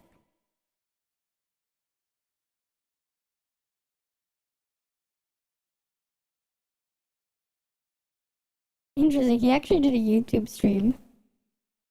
I didn't think he would do that, man. That's interesting. I guess because he was doing some test streams of something, because he's in China. His VOD channel. Does his VOD channel even exist? What is his VOD channel? There's like nothing here. It's like he put some stuff on here, and then he stopped. It looks like he put some stuff here, then he stopped completely. That is something. I thought he would actually like re-upload his VODs or something. second channel. Like, he doesn't have that here. I mean, what would make more sense, honestly, is like if he just like slowly rebroadcasts his old streams and just puts them up here. I think that would make a lot more sense for him to do. I don't know if he actually did do that though. That was 1 day ago? I don't think so. It might have been. I'm just curious. It would make sense to turn off chat replay if that's what he did. Oh yeah, so that is what he's doing. Okay, that makes a lot more sense. Yeah, so he just like puts it there in his live tab. No wonder why the thing died. Because he could just do it there. But he only started doing that, what it looks like is recently. So there's like a huge gap of him not having any VODs. That's something. That's definitely something. But yeah, he doesn't have that there. Yeah, like, I'd probably have to wait a day to see if he had it in his VOD. If he was to react to it. What was that video? Here. Becoming pay to win. Free-to-play games. Free-to-play titles. Free-to-play. Pay to win. Paying to win in a video game. Pay-to-win model. Games didn't Here we used to go. be this way. Back in the good old days, there were no loot boxes, battle passes, or microtransactions. Something changed though, and game companies switched from play to win to pay to win. The socially accepted way of behaving in your game should be paying. But what's interesting is that in the beginning, almost every video game was pay to win.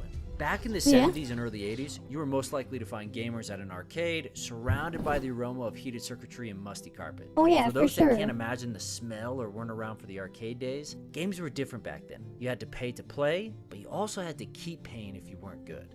Yeah, See, you have back to keep then, paying. Most arcade games used the live system, like Space Invaders, Pac-Man, or Time You Crisis. wanted more, you gotta And pay these more games had coins. only one goal: keep customers paying. They wanted people to fail, because this was how arcades made back their money on cabinets that could cost up to 10 grand. This is also why you'd see 30 people craning their neck to watch one guy for hours. Dumping quarter after quarter every few minutes as a teenager was pricey. But with the rise of home gaming in the 80s and 90s, arcades started dying off. Why Yep. spend all your lunch money trying to beat Ninja Turtles when you could buy the game once and play it as much as you want? So with the demise Exactly. of arcades, the pay-to-win model went into hiding, at least for a little while.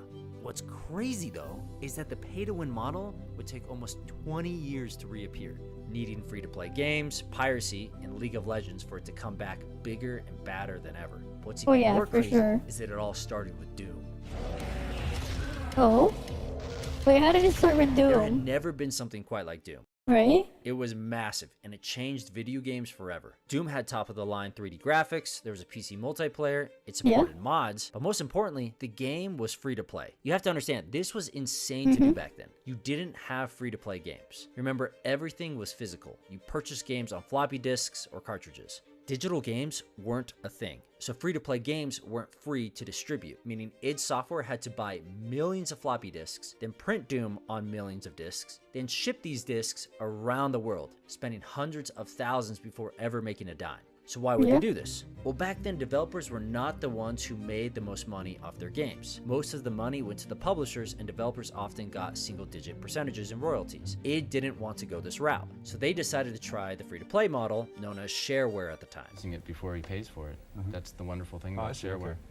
He actually has it in his hands, and he sees if it's fit for his purpose, and if it isn't, he doesn't have to use it and doesn't have to pay for it. The goal was to get Doom in the hands of as many players as possible, and hope they could upsell. A high-risk, high-reward strategy. For those confused on how shareware works, think of it like a phone game. Players only get access to the first few levels, with the rest of the game being restricted behind a paywall. The goal is to get people hooked, and if they want to play the rest of the game, they need to call and pay for a code that unlocks the rest. A little more convoluted than just adding your credit card, but the beauty of this model was that it would get 100% of the revenue, instead of splitting it with the publisher. It worked. Doom became a phenomenon. Yeah, they all Companies like were their Candy banning Doom Crush. from their networks because LAN games were clogging them up and slowing things down. I mean, the game had been installed on more computers worldwide than Microsoft's then new operating system, Windows 95. So because of the free-to-play Imagine. model, id was able to Imagine Microsoft Office was installed on less machines than the original Doom when it came out. sell millions of copies, make tens of millions of dollars, Imagine. and completely change the world of video games. However, id isn't among the modern gaming industry's juggernauts. Why isn't the company still revolutionary, and why aren't people complaining about them like they do EA, Activision, and Ubisoft? There are a few reasons, such as the founding team breaking up or creating some disappointing sequels. However, the main reason is that id got comfortable. They were years ahead of their time with the free-to-play model, but they ignored the main reason for Doom's global success and released their following game, Doom 2, for $40 a piece. They completely forgot the power of the free-to-play model, and as a result, they stopped making free-to-play games. Slowly, the company fell apart. So with the failure of id, the free-to-play model amongst major studios would disappear in the West, at least until the rise of League of Legends 16 years later. But in the meantime, new innovators would eventually find success, and it's all thanks to piracy. Why should I sail with any of you? 4 of you have tried to kill me in the past. 1 of you succeeded. Game piracy was a huge problem in the 80s and 90s, especially in Asia. Unlike most Western countries and Japan, many Asian countries didn't have piracy laws. There was nothing enforcing that $250,000 warning every time they popped in a VHS. So at the time, 90% of all software in digital entertainment was pirated, which means if you were a game developer and you had 1 million people playing your game in certain parts of Asia, it was likely that 900,000 of them didn't pay for it. Not a great way to make money. But there are many reasons for this. Cost of living differs greatly between countries. We're just watching a video on how they get people to spend money. Oh yeah, for sure. Salary is $200. So Western publishers did try selling games with price. Imagine 100,000 of them didn't pay for it. Not a great way to make money. But there were many reasons for this. Cost of living differs greatly between Oh yeah, countries. for sure. I mean, Cost of living there, yeah. $50 US 50 US for a video game. When Yeah, that's true. Imagine paying $50 when your average income's $300 or less. your monthly salary is $200. Yikes. So Western publishers did try selling games with prices that reflected the local cost of living, but Mhm. pirates would just travel to those countries, buy copies in bulk for huge discounts, and then sell these games in the States. And as Exactly. I'm writing this, I remember going to a swap meet in 2005 Mhm. and I seeing know these Star Wars places, yeah. Battlefront, the first one, for like $20 right after it came out. Yeah, It this was is in a what happens janky-looking still. case. Right, you can buy, this is what happens with CD key resellers. Right, they'll get it from a cheaper region and sell it in a more expensive region. But I didn't Easy. care. The game was half the price that it was at Yeah. GameStop. And I'm just realizing that Regional pricing, they exploit this. That's why a lot of games, CD keys on Steam these days, and a lot of other storefronts, they actually region lock CD keys. There's a lot of region locking on CD keys these days because of that. You would have people just buying them from a foreign country, and then they would resell the key at a more and then just undercut the retail. Like, they would work and they would be the real thing, but they wouldn't work in certain regions because of that. Because they had to come up with a countermeasure for it. It's a whole crazy different mess. it was probably purchased somewhere in Asia and shipped to that dinky swap meet for people like me to purchase. Yeah. So we can see that the rampant piracy in Asia and the rise of the internet, up and coming Asian publishers really needed to innovate to succeed. And the first company to do it was Nexon. Unsurprisingly, Nexon was a Korean company, one of the countries most affected by piracy, and they released the first digital free-to-play game called Quiz Quiz in 1999. This MMO set off a chain reaction, setting in motion a wave of Asian free-to-play games. Nexon had finally figured out how to monetize video games in Asia, and they didn't stop there. Nexon went on to create MapleStory, the first pay-to-win game in 2003, which was also the first game to feature loot boxes inspired by the real-life gachapon toy dispensers. But while many Asian studios were innovating, the West continued as if nothing had changed, selling physical games in retail stores, because if it's not broke, don't fix it. But it was broken. The West may not have had as much rampant piracy as Asia, but I remember the good old days of Pirate Bay and LimeWire. No, it's You'd have a dedicated Korean. computer for all your games, music, and No. viruses. So the US still had Maple piracy. Story is Korean. Nexon is Korean. Nexon's a Korean company. You didn't just hear him just say that it's from Korea? Nexon's a Korean company. MapleStory is Korean. They just called it that for some reason. It's not as if Canada's the only country with maple trees. They exist in a couple other places too. We just happen to have the most amount of maple trees. Yeah. Enough that the music industry was actually failing in the 2000s because of it. That Yeah, said, piracy music wasn't the industry only was- problem with the Western status quo. You see, the industry was growing, and companies wanted more people playing their games, but $50 price tags were keeping a lot of people out of the gaming market. So the other problem was price elasticity of demand. Yep.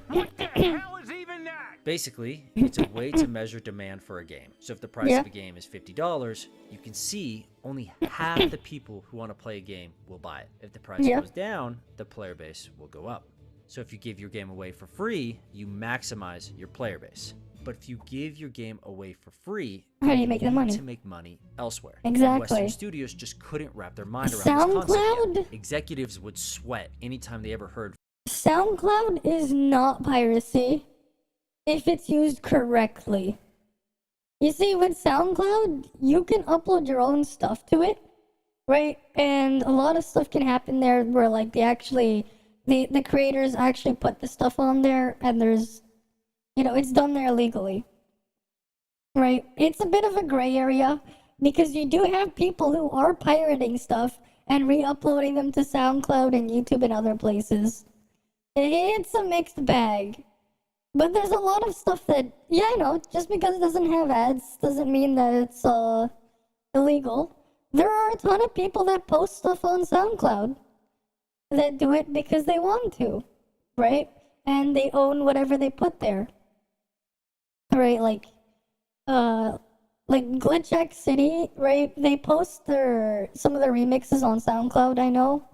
Right, because they have the download link there if you ever, heard some of the stuff they made. Right, you have some people using it in that